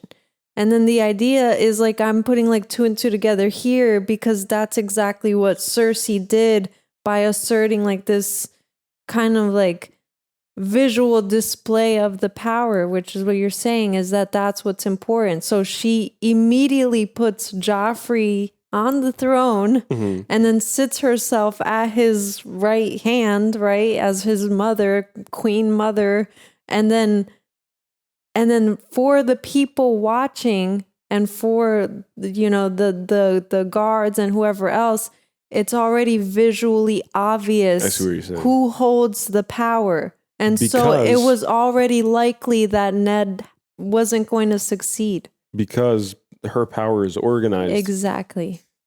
Right. It organized because and she set the chessboard. Yeah, exactly. And then the ripping of the will, just like you said, like that was another like obvious pattern. It's like this doesn't mean anything, and so it just like completely disarms whatever weapon that Ned thought that he had against her. You think that she's demonstrating what to expect under the rule of a Lannister now? That Yeah. Because her visibly doing that, ripping up, tradition, conservative values, right? She's ripping it up in front of an older gentleman who literally looks at her in disdain and shock. It's like, Yeah. but those are the king's words, says the child, who's like used to playing dress up and playing this role and cosplaying as the king's guard and stuff and just being a part of this play.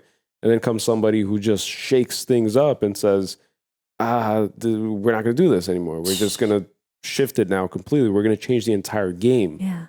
And so then it leaves the game in this limbo where, like nobody knows what's north or nobody knows what's south anymore. And then that's the thing, right? Like it's weird. Like it's interesting. Her and her father are so like, because they rule by like fear driven power and stuff, which is what he said. He was like implying to Jaime that he should have killed Ned and that he's gonna declare war if they don't release Tyrion and et cetera, and that they have to instill fear because they have to uphold their family name and the respect of their legacy and stuff. Because reputation is more valuable than anything in this world. Yeah. Because the reputation of a mad king is still what holds weight to the Targaryen house, right? It's like every time somebody says Targaryen, it's dragons and the Mad King. Yeah, that's it. And every time somebody says Lannister, it's wealth and power. Yeah. When somebody says Stark, it's honor and nobility, I guess. Duty. Yeah, it's honor and duty to your role and the Night's Watch and Jon Snow. So you see it reflected in Stark children, right? The children are very devoted to an ideal because their father was devoted to an ideal. But it's going to be curious to see what happens now when they realize like idealism doesn't matter. It's ideal. The only thing is ideal are the things that are ideal for a certain group of people. And that's how the world works. And like, yeah, it's interesting you say that because then it also alludes to like Sansa being married to the idea of playing the role of, the queen to be, So it is very interesting that they get that from their dad. I wrote down the next line was Cersei versus Ned in that scene next to the water fountain. And then I just wrote Littlefinger because I was trying to keep track of the scenes. I was like noticing how each scene was giving emphasis to a certain character. So I was like, all right, so we got the skinning of a stag, Cersei versus Lannister, Littlefinger. Isn't it funny how like Littlefinger, it like if you think of your little finger, it's like your pinky and that's the one you make promises with? Yeah. I know that's not his story, but like he shared why he's called Littlefinger, which I kind of forgot, but I don't even remember why. I don't know either. I don't remember, but he did share. Is the pinky the finger that's considered the least important, but is the one that gives us grip strength, or is it the thumb I'm thinking about? Opposable thumbs? The thumb is the opposable one. Is that what opposable means? Yeah. I'm like half special ed. I think opposable means that you can like allows you to grasp. Yeah, like it allows you to grab and pick up and. So if you lose your pinky, is my point, then it doesn't really make a difference. Probably not at all. No. So it coincides with his story of how he perceives himself. He said that he always knew that he wasn't going to be promised a throne or promised any nobility. And that he always knew that his condition in this world would be predicated on whether or not he would be able to create some form of value arbitration in order to guarantee his position of value. That makes sense. That's why he didn't get the girl he was talking about either. But he always kind of accepted his he fate. has a lot of deprecation, self-understanding. Like he understands himself a lot. Oh, yeah. Right? Yeah, I think so. Self-awareness. Self-awareness. Jesus, it's late, guys. Sorry, it's midnight.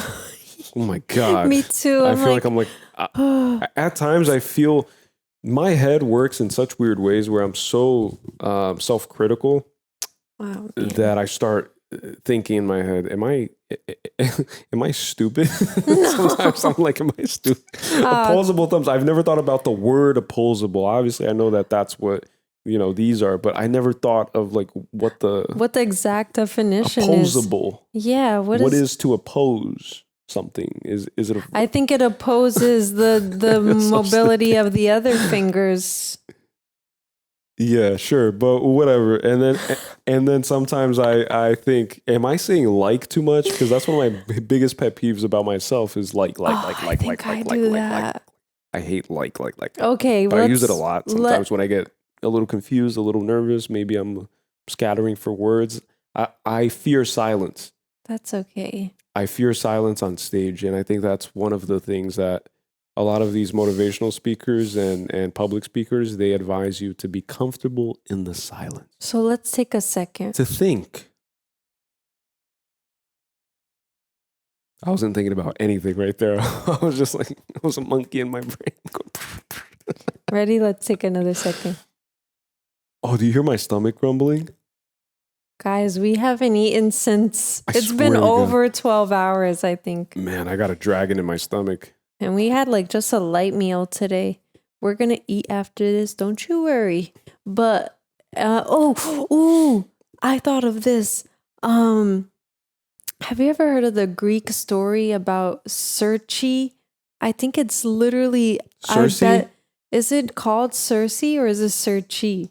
I think it's called Circe. I didn't know if it had an accent because it's a Greek name, but Circe. But that's Italian. It's all the same to me. I'm kidding, guys. I'm kidding. But just to clarify, because YouTube can get a little crazy, a little Royal Rumble sometimes. Oh no. I say that because I experienced that myself. I'm Brazilian, and then people, when they find out I'm Brazilian, they're like, "Oh, so you speak Spanish?" Yeah, they do that. And then I'm like, "Yeah, I speak Spanish. I grew up in Guatemala, inside of Brazil. You know Guatemala, northwest of Brazil, right there, and right next to Venezuela, right there. Yeah, on the border of Mexico. Oh my gosh, it's like all inside mixed of Brazil. together. Yeah, so it's all the same. Oh man, that's funny. But that's why I made the joke. Just to clarify, guys. Check. I could call my lawyer now. Hey, lawyer, everything's okay. We cleared up. Cleared it up. But what I was gonna say is that Greek story is about Circe, which I'm sure is where she gets her name from. She basically like turns men into pigs. What? By poisoning them and using her magic. And then the idea is that it was like something like the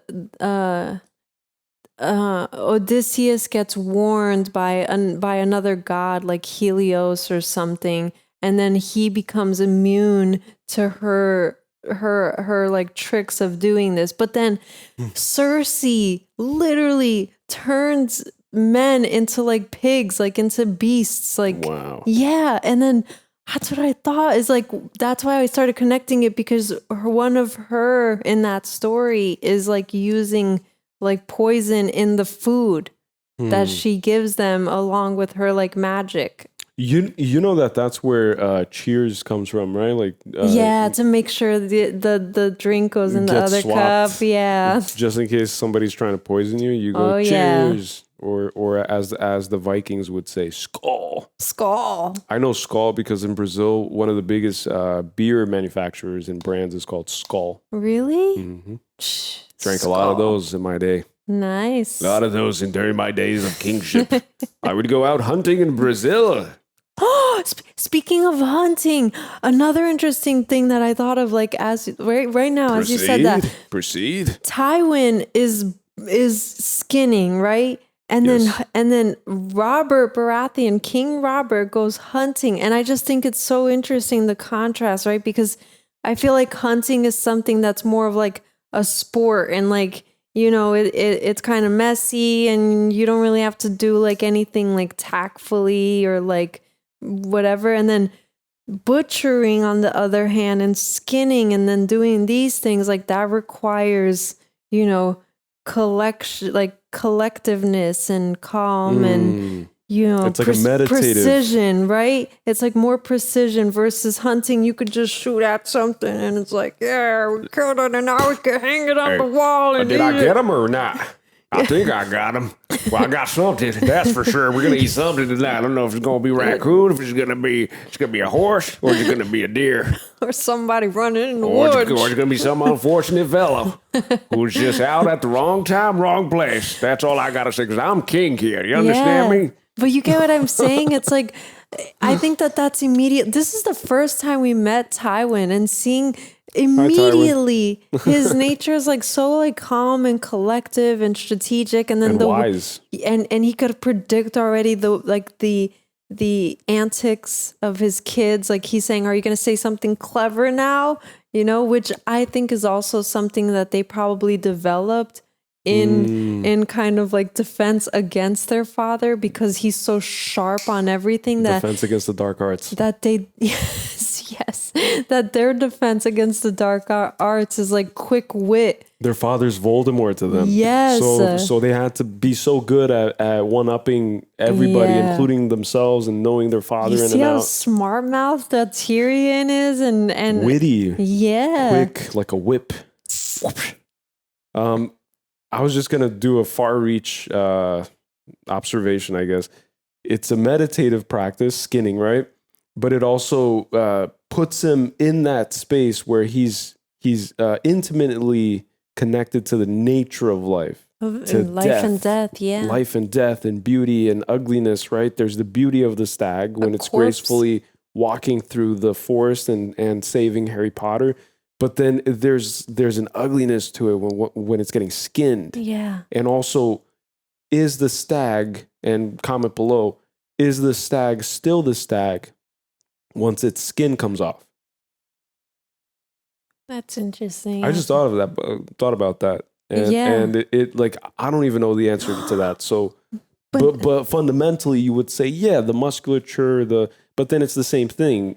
Is a corpse still the corpse? No, it's not. And like, that's Tywin's point, I think, is like, that's why he says that you have to uphold the legacy, but because literally, like, as they die, they just become dirt. But then all that lives on is what they leave, and the extension of that dynasty that they preserve through, you know, reproduction and through the, you know, the upkeeping while they're alive of their name. And so memory, but you're then saying.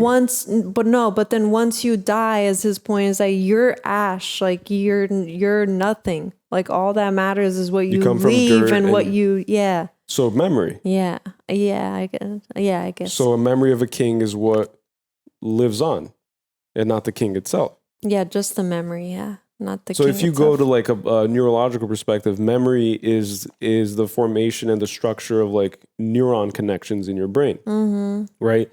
So for example, trauma. If you have a certain,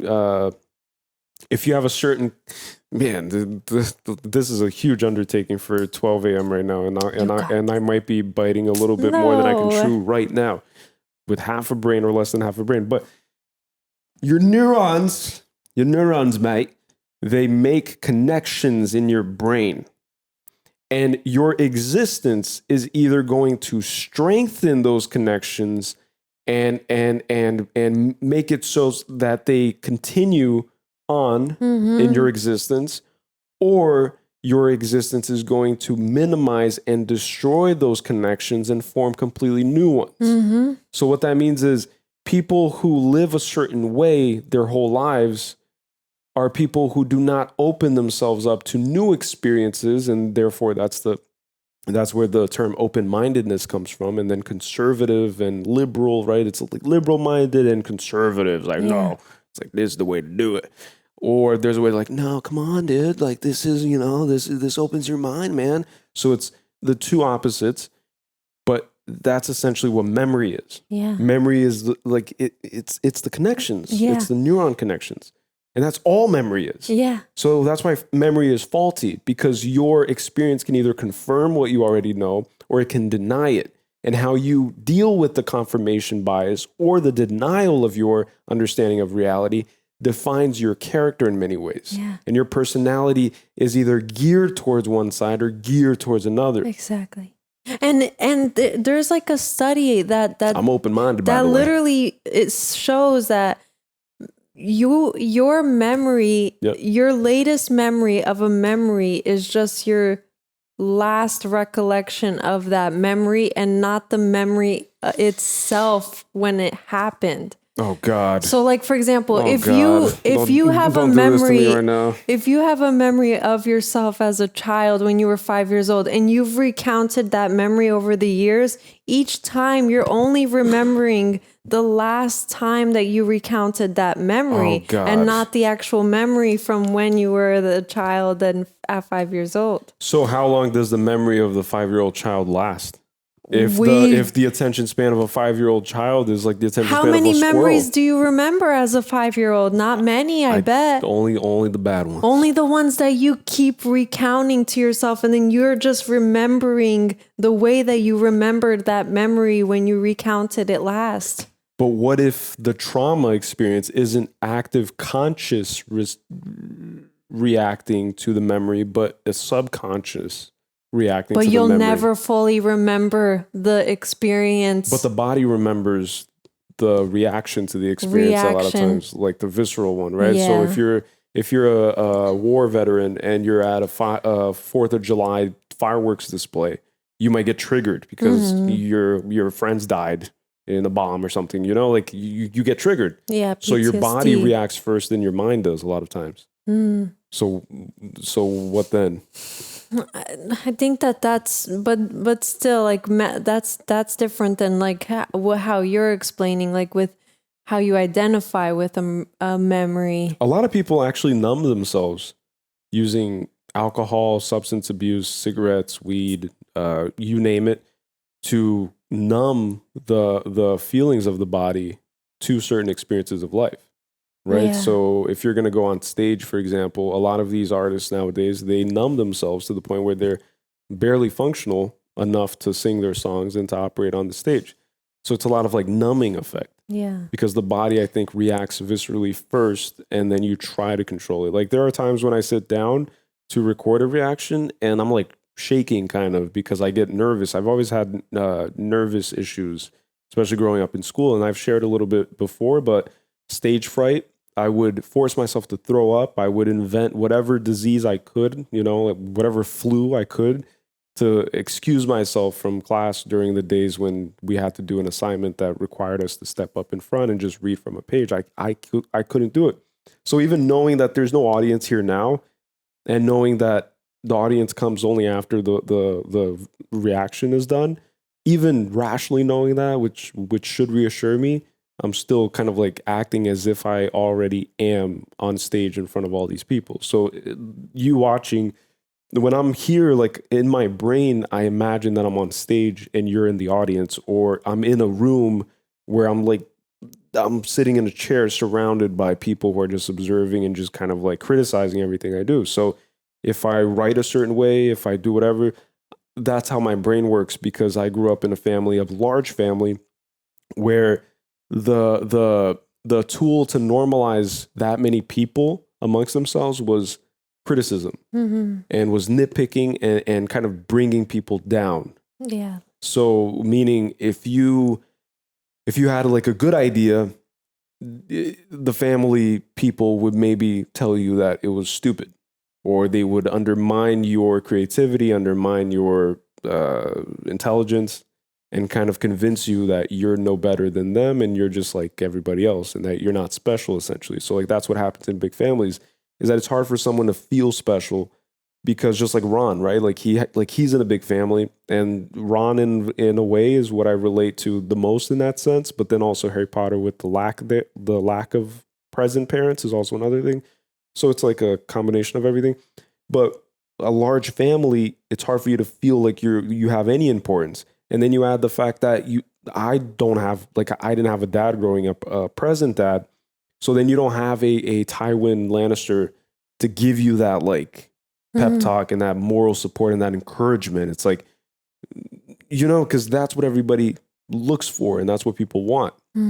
So yeah, It's just interesting, like that part of the. I don't even know where. It's because you were talking about like the stage fright and stuff. So memory, like visceral reactions, and stuff versus the mind. But like maybe this gives like some perspective, but I think that's already, you were already going through the result of like having had experienced some sort of trauma that made it hard for you to publicly like display yourself or put yourself in a position of being the center of attention. I did, and it also happened in schools a lot. So I would move around a lot, and I've already shared this, but a lot of new schools, and in the new schools, what they would do is they would they would introduce me to the class. Mm-hmm. And then sometimes, most of the times, they would say, like, could you say a little bit something about yourself and stuff? And then in those moments, because I didn't know how to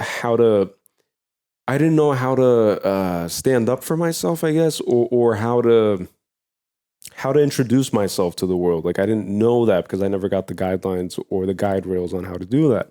My mom never like taught me how to do that, how to individually, like, you get what I'm saying? Like how to introduce who I am, like my essence to the world, describe myself, So I would stumble and I would stutter a lot. And I would always notice that kids would always react and make fun of me and stuff and do those things that kids do. But then the problem isn't just that, because a lot of people experience that. The problem was then you go home and you go to your family and stuff, and you see that the reception is kind of the same. It's a lot of nitpicking, a lot of bullying, a lot of little remarks, little things, and just always putting you down kind of. So there was never like a safe place where I had a family who was like, no, come on, Callie, like you got this. You want, nah. Yeah. Nah. Yeah, that makes sense. Like, I feel so like there's no safe place. Like you go in the world and then you go back home and it's all the same. I feel like that's. So I got super defensive, and and you've experienced it. I have a super sharp tongue. Yeah. It's like it's sharp to the point where it's designed to defend myself. Yeah, because you've had to, like, I'm very good at that. Like I'm very good at reading people super quickly, and then just kind of like understanding reality very quickly, because I would have to read rooms super and fast. How to like disarm like anything that they have to say against you. Disarm, because and find people's weaknesses and identify it and then use it against them if needed. Because I was never a physical aggressor. I was never that type of person. Because I always felt small. Like that was the problem. I always felt small and kind of weak and kind of whatever, because there was no strengthening patriarch kind of figure, father figure to like really strengthen me and pull me up. Yeah. So what I learned was just language because of my family, because my mom does that. Like she's sharp with her tongue and she's very loud and she's aggressive, and she's done that in public too. Like she's the type to stand up for herself. And so I learned those things. But yeah, like it's pretty intense. It's interesting, like you sharing. Well, it's interesting you sharing that, because I think like in my experience, it's been more of like a flip side where like as a kid, I really put myself out there and I was not afraid of things. I wasn't afraid of like being at the center of attention or projects or anything. Like I was always talking to my teachers, to people, and in every club and sports and all of that, and not afraid, just always, and I think that was like, because I still retained the innocence of like childlike innocence during that time. And I think that now, ironically, like what you're saying, like the nitpicking and the criticism and stuff, like that's the stuff that I feel like I now realized is the reality. Mm-hmm. And like,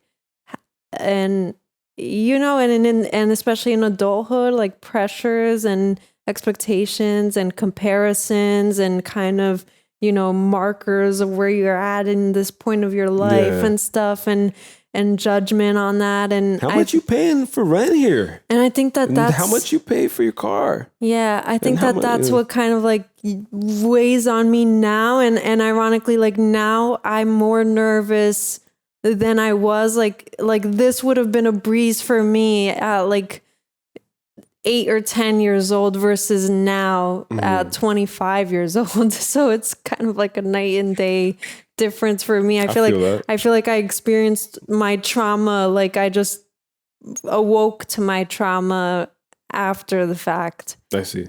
And then it all just kind of, then my body like didn't know how to respond to me now processing everything after so long. Everything that you were kind of oblivious to. Yeah, because as a kid, like you don't want to believe anything. Even now as an adult, I still like, I like give the benefit of the doubt, and I like to still, I have like a naivety towards things, and I still like to believe that there's like good or hope, and I deliberately like want to gear my brain and my belief system towards that. And I don't think that that's like wrong necessarily, but I think that like as a kid, like I did that a lot, and I didn't really like, like I would let people bully me, and I didn't have the best group of friends on top of it. And I never, it's like it's just the benefit of the doubt. Like you just kind of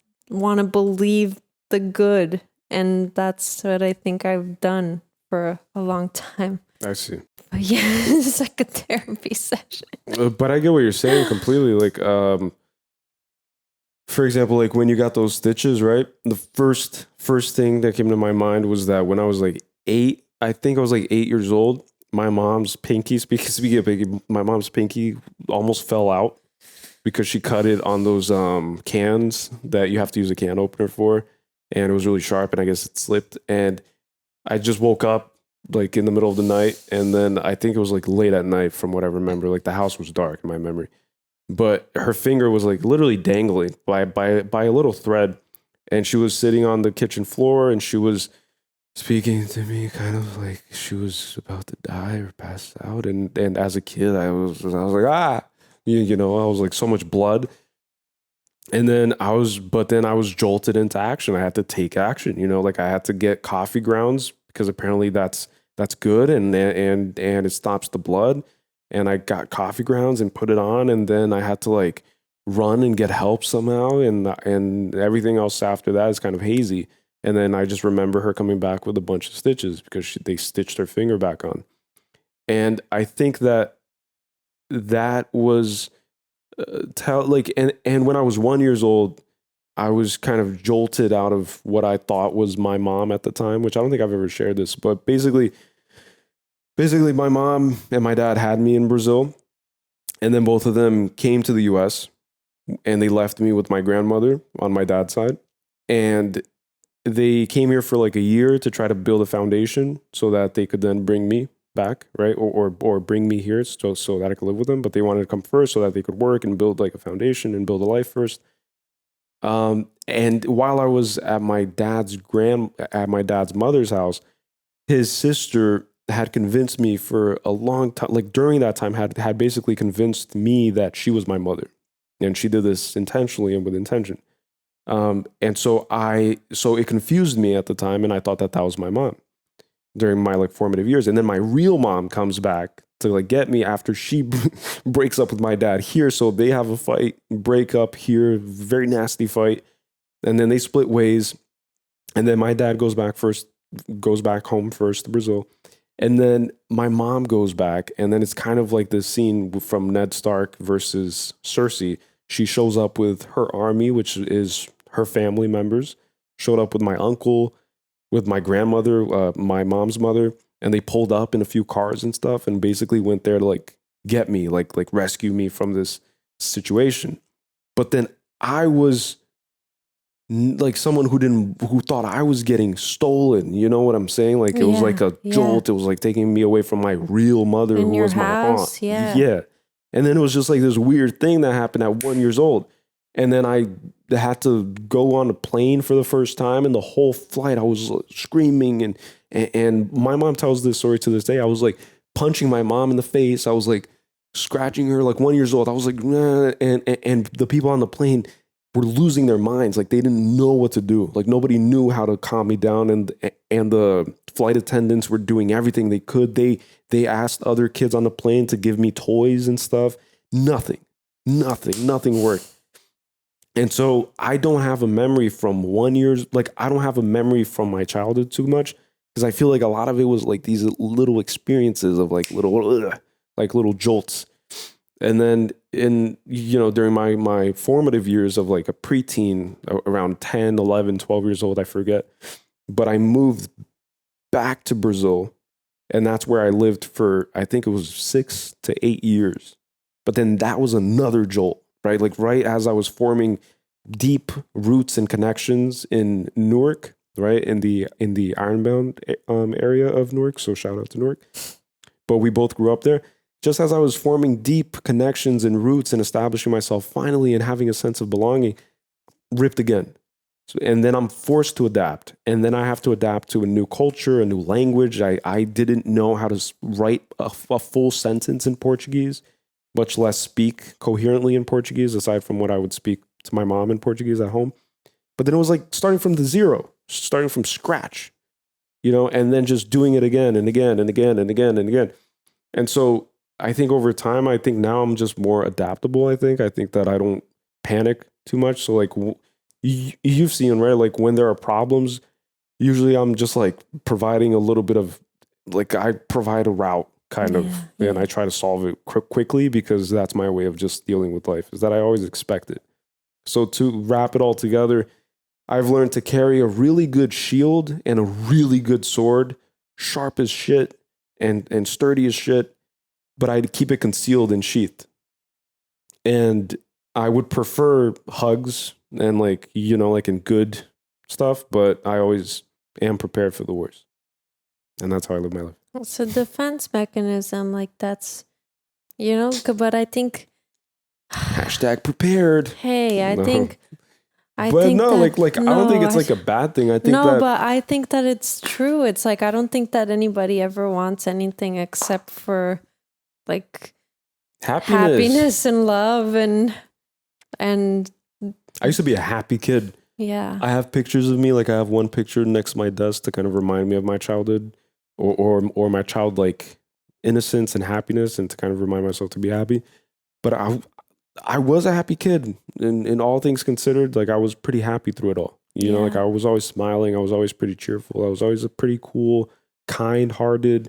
All of my friends' parents would always compliment my mom whenever they would pick me up and say that I'm a very well-mannered child, like very kind and polite, and wouldn't cause trouble in classes. Like I would be in the back of the class just with my hands together and just posture and just. But the moment the teacher turned her back or left the class, I would be the freaking party animal and shit with the people who knew me close. I would be like, oh my goodness. And I've always been that.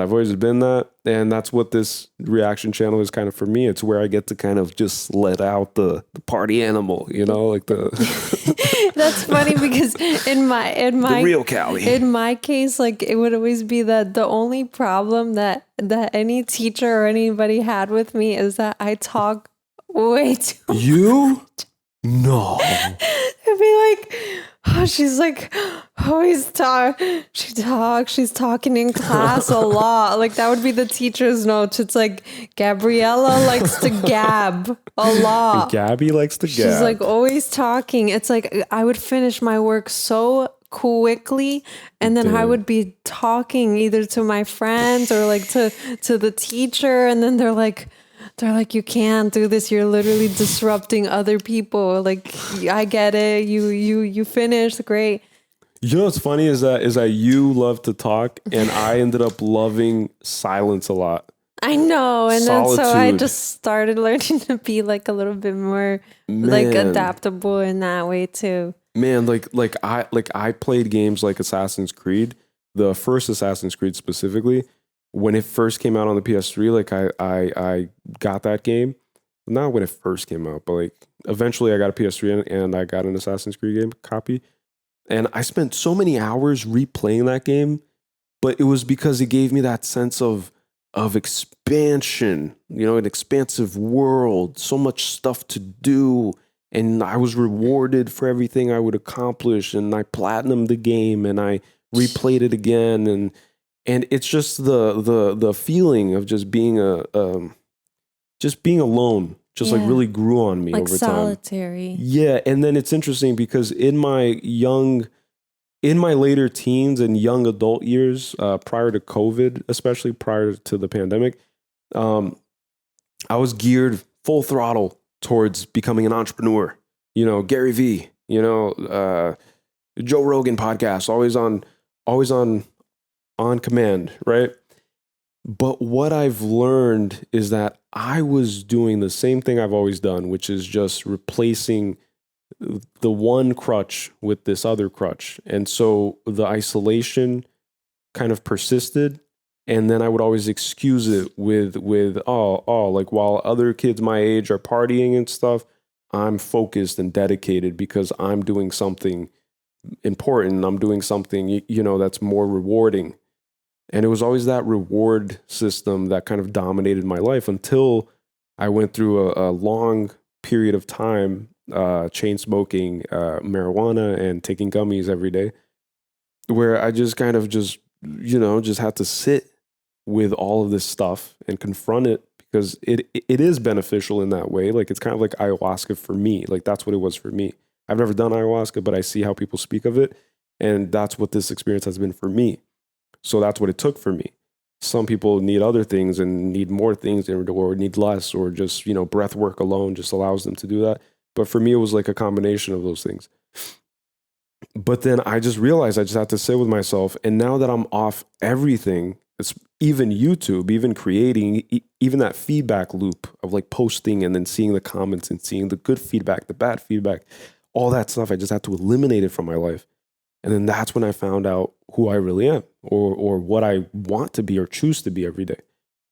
And that's ties back to the whole memory thing. It's just these stubborn connections that we make in our brain that persist. And sometimes we don't even realize that it's persisting because it becomes an extension of what we consider to be our personality. You know, like it becomes who we think we are. Your developmental years, because I like took developmental psych when I was in college, and your formative years are what wire your being, like your essence and your motivations and your perceptions and your beliefs and your fears and all of that. So I think that the process that everyone kind of goes through eventually at some point is rewiring those processes that were wired into you, like during that time, you know, from external experiences or parental or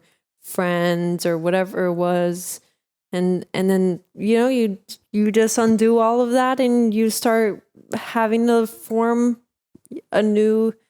forging a new identity for yourself, whatever that is. Like, and then that's when people are like, I don't feel passionate about anything anymore, or I feel lost in life, or I don't have like a purpose, or I feel aimless. And it's like, but because it's just part of the process, like you kind of shed all of the like superficial things that you know, thought that you identified so personally with, right? Like I used to be so invested in like music and rap music and every single album that came out, I was listening to it and like really invested in it. And then at some point I deleted all of social media. It's been 2 years since I haven't had social media. Like no Instagram. It's been a year for me almost. No, it's been a few months. It's been like close, like over half a year. Yeah, but like not having that and just all of these things that I associated myself with just started fading away. And then I started looking into myself and I was like, wait, I'm not this person that's identified by this and this and this and this. You know, there's something deeper that you can't even define. And you with learn anything. And you learn from your parents. Like you mirror your parents. Children mirror their parents. And so I grew up with my mom defining success as an accumulation of assets, right? Because she would always say like she would emphasize, for example, having a good car, a nice car is an indicator of wealth, right? But then growing up now, like as an adult, I realized that that's not true, because you could finance a car and you could just, flex for the sake of flexing. You could lease, you could save up all your money. You could starve yourself only to buy a car and only to drive. Like they're like it's misleading. It's misleading, and it's poorly defined. Success needs to be well defined for a child, from the onset, especially during their developing years. And when you don't have that, then you're at the mercy of the world. Like whatever your friends say is the best thing. Like if your friends jump off a cliff, you'll probably jump off a cliff, because you don't have a good foundation of what the good thing to do is, Yeah, and I think that, and it's funny because I told you I had a dream about that, and that we were having a conversation about this, like what defines success. And then I told you that, like in this dream, I had come to the realization that, like, whatever we define success as for ourselves, it all comes down to this like security that we're searching for. And so some people could define success as being super wealthy. So then there's a security of never stressing financially. That's all that is. Like if you define success as being associated with wealth specifically, but then there are some people who associate success as being well respected and well known and well admired. And then that security is just maybe not, is like the security of always having company, or the security of not being alone, being liked. Yeah. And then it could be other things like, but then I think that the truest success that we truly all seek, that isn't one that fills any void but fills all voids, is just the success of finding joy and peace in any given circumstance. With being. That's true success. I think. Because every other form of success is externalizing Exactly. that thing that defines success for you. So you're giving the power away, even if you're giving it to people who you are expecting respect from, right? Yeah. Or you're giving it to the bank, or you're giving it to Mercedes-Benz, BMW, whatever it is. So you're giving away something that you're supposed to be curating within. And I think that that's the tying it back to Game of Thrones. That's what the wall is. And that's what the wall is supposed to teach, is that there, all you have is yourself and those that you can rely on. And I think that friendship is often pushed and often focused on. It's the focal point in a lot of these films like Harry Potter, Lord of the Rings. It's friendship, companionship, because we see the protagonists and the characters undergoing, intense and gruesome trials, right? And they go through a lot of hardships. And usually they are aided by friends and by people who are willing to maybe sacrifice themselves for them, right? Without thinking twice.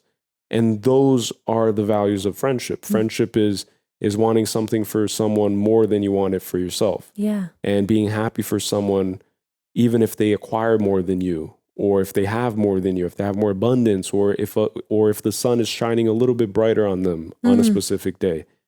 And I think that that's what friendship is. I think that that's what it's showing, is that Tarly and Jon Snow are becoming closer friends than Jon Snow was with his own siblings, it seems. Yes, exactly. That's why I said there's like a big brother and like two brother dynamic, because but it's out of respect, because he saved his life. Yeah. And then also, like, just like you're saying, and it's the reason they take the black, right? It's like in like the alchemical process, the negrito is the shedding of the ego. It's the shedding of the identification, and the separation. And yes, I'm wearing black today too, guys. Huh, why do I always wear black? I don't know. He's constantly in his Negrito state. Hey, what'd you call me? What? No, don't say that.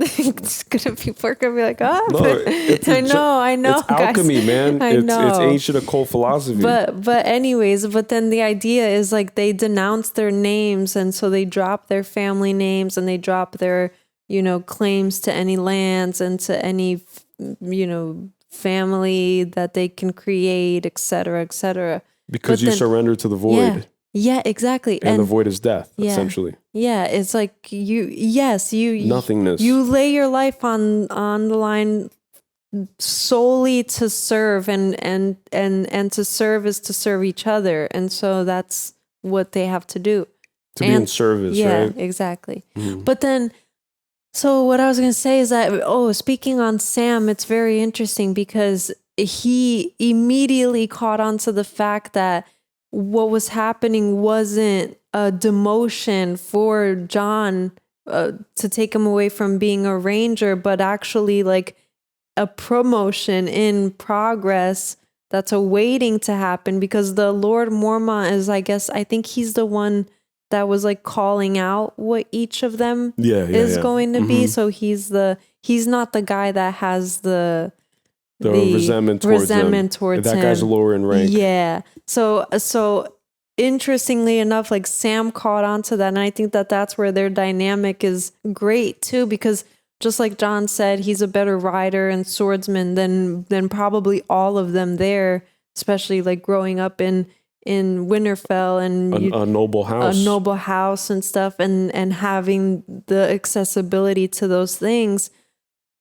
But then Sam, on the other hand, is even though he's considered like cowardice and timid and stuff, he's very smart, and he already could read dynamic plays well, and that's like something that I think. Because he also comes from a royal house.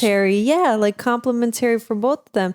I think that most of them do, which is interesting. Yeah. Like most of them do, and then just like the Pip guy said, he used to sing for them, and then just because he got assaulted. I wonder which lord did that. Was it Lord Baelish? Because he seems a little excessive I don't know. In his intimate undergoings, I would say, on YouTube, to keep it PG. Yeah. So he seems a little excessive, a little expansive in his reach. That girl, wasn't she the girl that Theon waved off to? I don't remember. Like it's been too long. She flashed her dress up. Oh, you're right. And Remember? She had to leave him, right? Yeah, and then he was like, he was like basically hinting that she was gonna go be with the men, and that they're not gonna be like him because he's the manly man. Yeah, he's the manly man that wants to groping on this prisoner lady. It's like, you need to relax, dude. She's gonna turn and be like, I know, right? I would have. So my last line here, just to finalize my notes, is the 7 plus the old gods. I would like to learn more about those. I hope that they talk about a little bit more about the religion and what they believe, because it helps a lot, it helps me with my deductive reasoning capabilities. It helps me understand where motivations lie, what the limits of human reach really are in this world. If there are dragon eggs, then, what else is there? Yeah, yeah. So I would like to know that.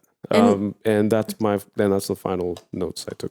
Yeah, it seems like there's a lot of opposing beliefs on everything. Like there are people who believe in dragons, and then there are people who have a firm disbelief in the dragons, and then there are people who believe in old gods, which I think it's kind of self-explanatory. Like they're probably the original gods, and then there's Anunnaki, and then there's reiterations, right? Yeah, I mean, it's just like all the religions that exist. Yeah, it's Islam, not, Christianity, Buddhism. Nothing is really that different from each other in its essence. The fundamental essence doesn't holds true throughout. Yeah. Even if it has multiple faces, even if the faces look different. So same thing. It's usually So like a same fundamental thread, which I think ties to the DNA that we have. Kind of like we have a predisposition towards worship, and I don't think it limits itself only to childbearing years and to being under parental influences. I think it's deeper than that. I think it's very deep. Yeah, we went on like a tangent here with our Well, with that's our mentally experience. gone. I know. I feel like we hadn't done it in a while. It was kind of overdue. And I honestly don't know if it ever makes sense until it's posted and I get the feedback back from the people. So I'm like, don't worry. Like basically, this is what I got in the bottle and this is what I got to offer. Yeah, I know. But we're doing our best. Trying our best to be myself. Ouch. I'm kidding. But one thing I was going to point out is that I think it's very interesting how there's a lot of contrast that happens throughout the entire show with so many different little key elements. For example, Tywin, he's very hung up on the idea of upholding the family name. And so even the way that he talks about Tyrion is that he's the lowest of the low of Lannisters, but he's a Lannister nonetheless. And then on the flip side, you have someone like Ned who completely wants, like, who completely his devotion is to his family. And so it's family name versus family. Like And family he's a hypocrite. Itself. And Yeah. he's a hypocrite, just like Jamie pointed out. He's a hypocrite. Yeah. Because he cares about what other people think. He cares about what other people And that's think. why he's probably embarrassed by Tyrion, because Tyrion is an imp, right? Is what they refer to him as. Yeah. Is that he's like a subhuman in their world. Yeah. And I'm sure that disdain kind of like carries throughout the Lannister family. And I'm sure that if it ever came out that Cersei and Jamie, who's already known as the Kingslayer, that would destroy that the would legacy. Like smear their name. And so that's why thought about that. You're that's right. why the dad, I feel like the dad knows or The has like a situation. hint of it, Yeah. but like he's probably smelt it before or heard Takes it. one to You know don't- one. You don't think that that's been already like maybe like already spoken about? Like whispered in the wind with all those spies and people like rumoring things. I don't know, because like Lord Baelish seemed... Did he seem surprised? Because I didn't he- think he seemed surprised. He made a little face where it seemed... I don't know. What do you guys think? I don't know. Especially them that are like constantly there. Yeah, but they were hanging out and bonding in a high tower. Well, anyways, And it besides took my Bran point, whether figure it out. Tywin has a hint of it or not, when he looked at Jamie, he told him, you have to become the man, not tomorrow, today, now. Like basically hinting that he needs to start building on the legacy that he's speaking about. So he needs to take a wife. According He to needs Tywin's to court definition, someone, reproduce. according to Tywin's definition of what a man is, Exactly, but then that's what he's projecting. saying. It's all just projection. He's giving him the shoes to fill, and he's saying these are the shoes, though. Where's the wife and reproduce and seize power? Oh, he just wants to be a grandpa. He's like, you're known as the Kingslayer. No, like now you're gonna go lead an army essentially. So he's kind of like gearing him towards Responsibility. Yeah, Upkeeping the legacy. Like, yeah, Succession, right? Exactly. Yeah. But very interesting Machiavelli style thinking, just like Cersei, like they all kind of get it from their dad, I love the contrast of Tywin being the richest man in all 7 kingdoms, most likely, right? But also the one who constantly reminds him of death, of his own mortality. Like that's what he was saying to his child, right? He was reminding him, I'm going to die. You're going to die. Yeah. Everybody you know is going to die. And it's just interesting. Yeah. Because usually you see the character who's obsessed with wealth being the one who clings like onto it. nonchalant and No. Who clings onto it with all his life because that's the most valuable thing. And the most valuable thing becomes elusive enough or shiny enough, although elusive, where it convinces the person who's obsessed with it that that's going to save them from death itself. I see. So they cling on to the Ferrari and they hold on to their jewels and they clutch their pearls, into their graves. Sometimes. Into their graves, yeah. Or they sacrifice themselves in order to defend the thing that is just a thing. You know, like there's a lot of cases like that, even in the real world. Like not just character arcs and shit. Something I was going to point out was King Robert saying to spare Daenerys, and then also he admittedly told Joffrey that he wasn't as present as a father and that he should have never been a father, etc.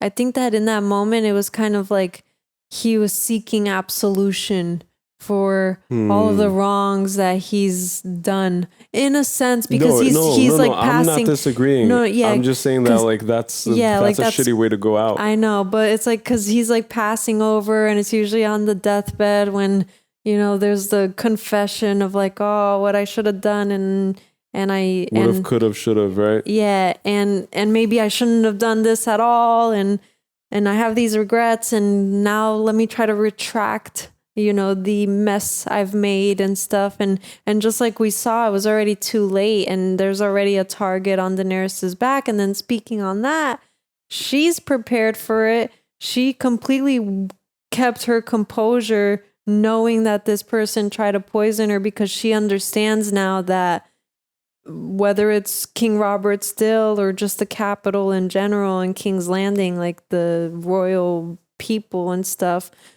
that she has a target on her back because she has some thread connection to the throne. And so she understands that that's just the undertaking that she's going to have to experience and go through now if she wants to reach the Iron Throne. Because we've seen her lose her innocence too, right? Like she's laid herself bare, literally. Yeah. Literally and metaphorically. Yeah. Innocence is all I wanted to say about that. And then there was another thing that you were saying that I wanted to like jump in. Oh, isn't it interesting how on his deathbed, Robert, confesses and seeks absolution is what he said? Yeah, like seeks to absolve his sins with his stepson Joffrey, but he doesn't do that with Cersei. And then it leads me to question, does he hate being king because of Cersei, just like you brought up the tale of the Greek tale? Is Cersei the one he blames at least for making his life miserable? Because he didn't speak with her. Well, we don't know, because when it cut to the scene, he was already speaking with Joffrey and they were already in the room. Oh, yeah, and maybe. So then when she's like, oh, so maybe in the book? My sweet, and then he's like, leave us now. So like, I'm sure he exchanged some words with her maybe, or like. Okay, because I thought that maybe that's why he told Ned that he would hate it more than he did. Yeah. But just like you're saying, like it does make sense though. I'm sure that, part of his downfall too is that there was never any real love between them. And so she didn't ever try to like gear him away from the lifestyle choices that he was making. And she just, Do you think he spiraled because he didn't find any purpose in the act of ruling? Because maybe the one thing that he saw value in protecting was the sister of Ned Stark? I don't think that he intended to spiral. I think that he was a soldier who got claim of the throne, and that was like a huge accomplishment and achievement. And then that I just thought of something. What? A soldier in power, they literally phrased it like that. Yeah. You think it's because there's no more chain of command, like you're at the top of the chain of command? You're at the top of, exactly. And then you don't take orders from, but oh my God, look. So a king, right? Throughout history, a king is the bridge between the mortal realms and the divine realms. Yeah. This isn't fantasy, it's not mythology, it's real, right? Throughout history. You're the closest. You're literally the embodiment of God on earth. It's just like the pharaohs of old. And so the most honorable kings in history are the ones who praise something above themselves and who are in service of something above themselves. And that makes them rightful and powerful kings. And that makes them respected and honored by the people that they rule over. And so Robert is a soldier who doesn't have anything above him. Mm-hmm. And then usually that void in your heart, that need for something larger than life it gets suppressed, it gets numbed by the worldly, 3D matrix and everything that it has to offer. So women, substances, power, food, and those are the capital sins. So the capital sins are basically derived from the pitfalls of this reality. And it warns against those pitfalls. And I think that that's interesting. A soldier can't be a king. And that's why Captain America isn't the true leader of the Avengers. Yeah. It's Iron Man. Yeah. Yeah, exactly. Because Iron Man is trying to honor a higher principle above himself that isn't moral coded or ethics coded or duty coded. Duty, honor coded. It's grounded in something that he deems bigger than life because he took his near-death experience very seriously. And not saying that Captain America didn't, but Captain America is more kind of confused and kind of lacks a thing to fight for. Until we see that, then he starts developing But think about it. He wakes up in a different world completely. So he can't even relate to the people. Yeah, he doesn't have like cultural identity in this like society. Yeah, people make references that he doesn't understand. They cite aspects of culture. But that's exactly what Ned is. Like Ned is submerged in the South. He's a soldier. He's got no idea like what these politics are, and he's learning. Like he's catching on. And you have the Tony Starks and the Banners and the Nick Furies and the people who already know the lingo and how to pull the strings and how to play their cards and all of that. But then you have the one who's just lost and a little bit confused and without his wife, trying to catch up. Without his kids, without his family is fractured. Yeah, and now the only one person that he could actually trust, which is the king, who is his brother in arms, the one now reason dying. Why he agreed to it, So now he's like he's in a den of wolves, and he's the wolf, and ironically he's in a den with other wolves. Yeah. You know what I mean? Mm-hmm. So it's just interesting how it just flips so much. And his daughters are at risk, so he has none of his sons there to protect and to succeed him. Well, just like we said, like Stannis could be on the horizon. Whoever he is, he got the letter. It was sent out. So Stannis, you have been accepted to Hogwarts. So that's still. I hope he gets the letter by owl. I know, right? That'd be nice. But that's still like a possibility, at least. And you're then, a wizard, Stannis. One thing I was going to mention is, what else did I want to say? I think it's probably the last thing. Oh, that Khal Drogo now. So that's also an impending threat because he said now that he's willing to cross the seas. The poison waters. Into the west. You know why they call poison waters? Because of the horses and stuff? Because it makes you sick if you drink it. Oh, shoot. Because if you're at sea and you drink salt, like and you're thirsty, you can't drink salt water. You can't drink it. You're right. Because it'll expedite your death. That's funny, poison waters. And that's what he calls it because he's like a primitive dude, you know? They're like, well, this is not drinking water. Water bad. The horses can't swim. No water. And when they say wooden horses, they mean boats? Boats, because you can mount and travel on boats I see. Through the waters. But anyway, so that's also now impending. So they have their army of horsemen, which I would not want to mess with at all. Like, I don't know how that holds up against the army. Like, we don't know. They seem pretty powerful. We haven't seen like artillery yet, so I don't know what they're stacking on the side of the Lannisters. See? The whips they got? They got whips and swords, but like kidding. I don't know. That's the joke. It's like they got whips and the other people got like spears and they got metal armor. Like they've learned how to fuck, man, I can't like think of like words right now. Wield. how to harness the power of iron. Oh, I see. Yeah. Work metals. Oh, how to metal workers. How to forge. Forge in the fire. Oh yes. Yeah, like I'm shaking my hand and then shake the judge's hand.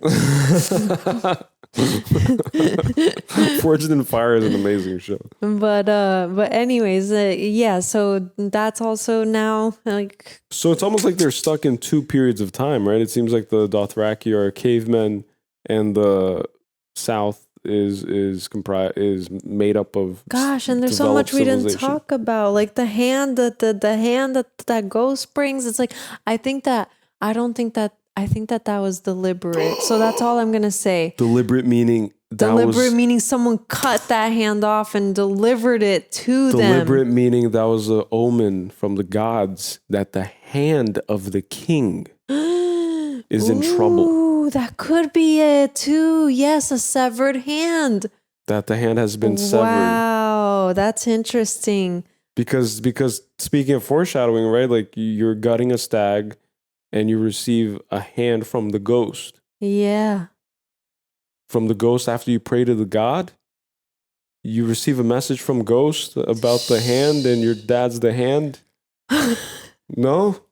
Yeah, that's really, really interesting. The Holy Ghost, the Holy Spirit, you know, like if you want to get religious with it. It is. Like you because pray to Robert God. is crossing into the liminal space between life and death, and then Sure. It could be Robert, or it could just be God in the universe. Yeah. Or whatever it is that they praise. But even that, it's like anyways, what else is there just in case? Because I didn't really write down notes, but I'm trying to remember because there was probably some important stuff that we should address. But if anything, like we'll have a lot of episodes to address. It's currently 1:30 a.m.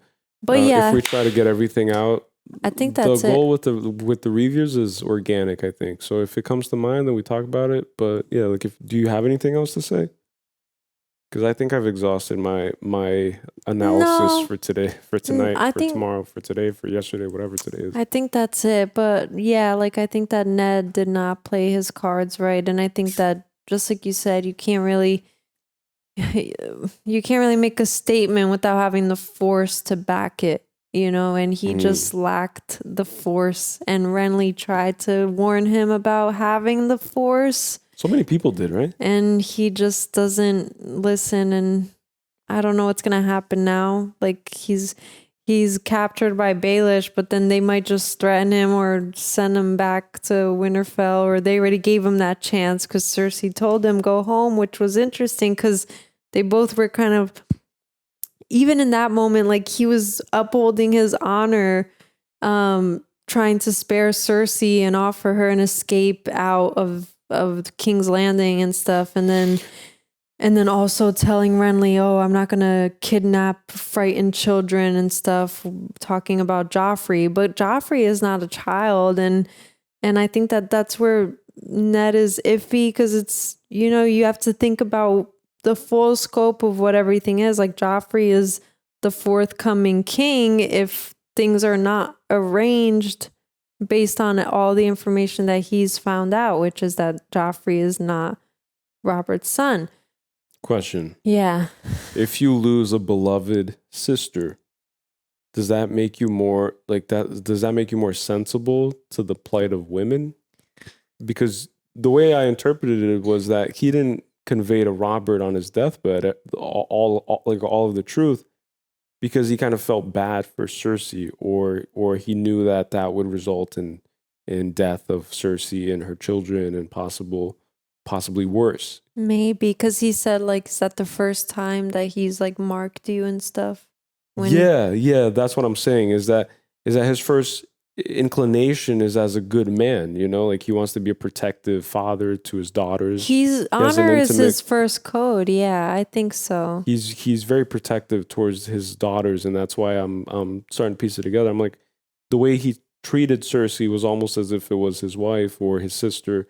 So he's trying to give her the freedom to live still, just not maybe live in a position of power. So in his head, it makes sense. It's like, hey, just escape. You know, just move around a lot, and I'll calm Robert down once I can, and you guys go live somewhere else. Yeah. but follow the code of honor with me and just follow the rules. And these are the rules, you know? Yeah. And now it just sucks because, like, you know, now Joffrey is king. Yeah. I don't like that kid at all. Man, that kid. He's like, kill them all. Yeah. Kill them. I'll have their heads. He's like a Draco. He's like a Draco on steroids. He's a Draco with real power. Oh man, that's because horrible. All Draco had was just family legacy and money and actually, status. Yeah, and actually I felt bad for Draco at the end. I was like, oh God, he was just born in the wrong family, poor thing. He deserved a better ending. Ah, this Joffrey's gonna be insufferable. This Joffrey seems like he loves being the product of Voldemort. Like, he's like, I want to be Voldemort. I know. He's been sitting on the throne for 5 seconds. And he's already like... He's like, I am the king. Oh, man, I can't stand it. All right, guys. So that's about all we got. That's all the juice we got for today. Oh, sorry. One last note is that technically Baelish's idea wouldn't have been horrible if he served as hand of the king for Joffrey for a little bit and then they somehow like swapped him out. So he did kind of try to gear him a different way, but Ned was stuck in his ways. So I don't know. Stubborn Ned. Oh, gosh. And he could have just bent the knee and then go back to Winterfell. I know, or just play your cards again. But Fuck. I don't trust Cersei, though. I don't think that she would have let him get back to Winterfell. All right. So with that being said, guys, thank you so much for tuning in. Yes. Appreciate your patience with the Game of Thrones undertaking. We will be doing it more consistently, obviously. Yeah. That goes without saying it. Even on days when our brains are half asleep and half awake. Yeah. Anything else? That's it. Thanks again. Glad you guys tuned in. We're excited to continue this journey. And we talked a lot. It's been a while since our last Game of Thrones. And it just felt like a good thing to kind of like let it all out on this. Let it all out. On this episode. Don't forget to like, subscribe if you haven't already. Share this video with people you think would like this as well. And with that being said, don't forget that it's never wrong to be mentally gone. Peace to the world.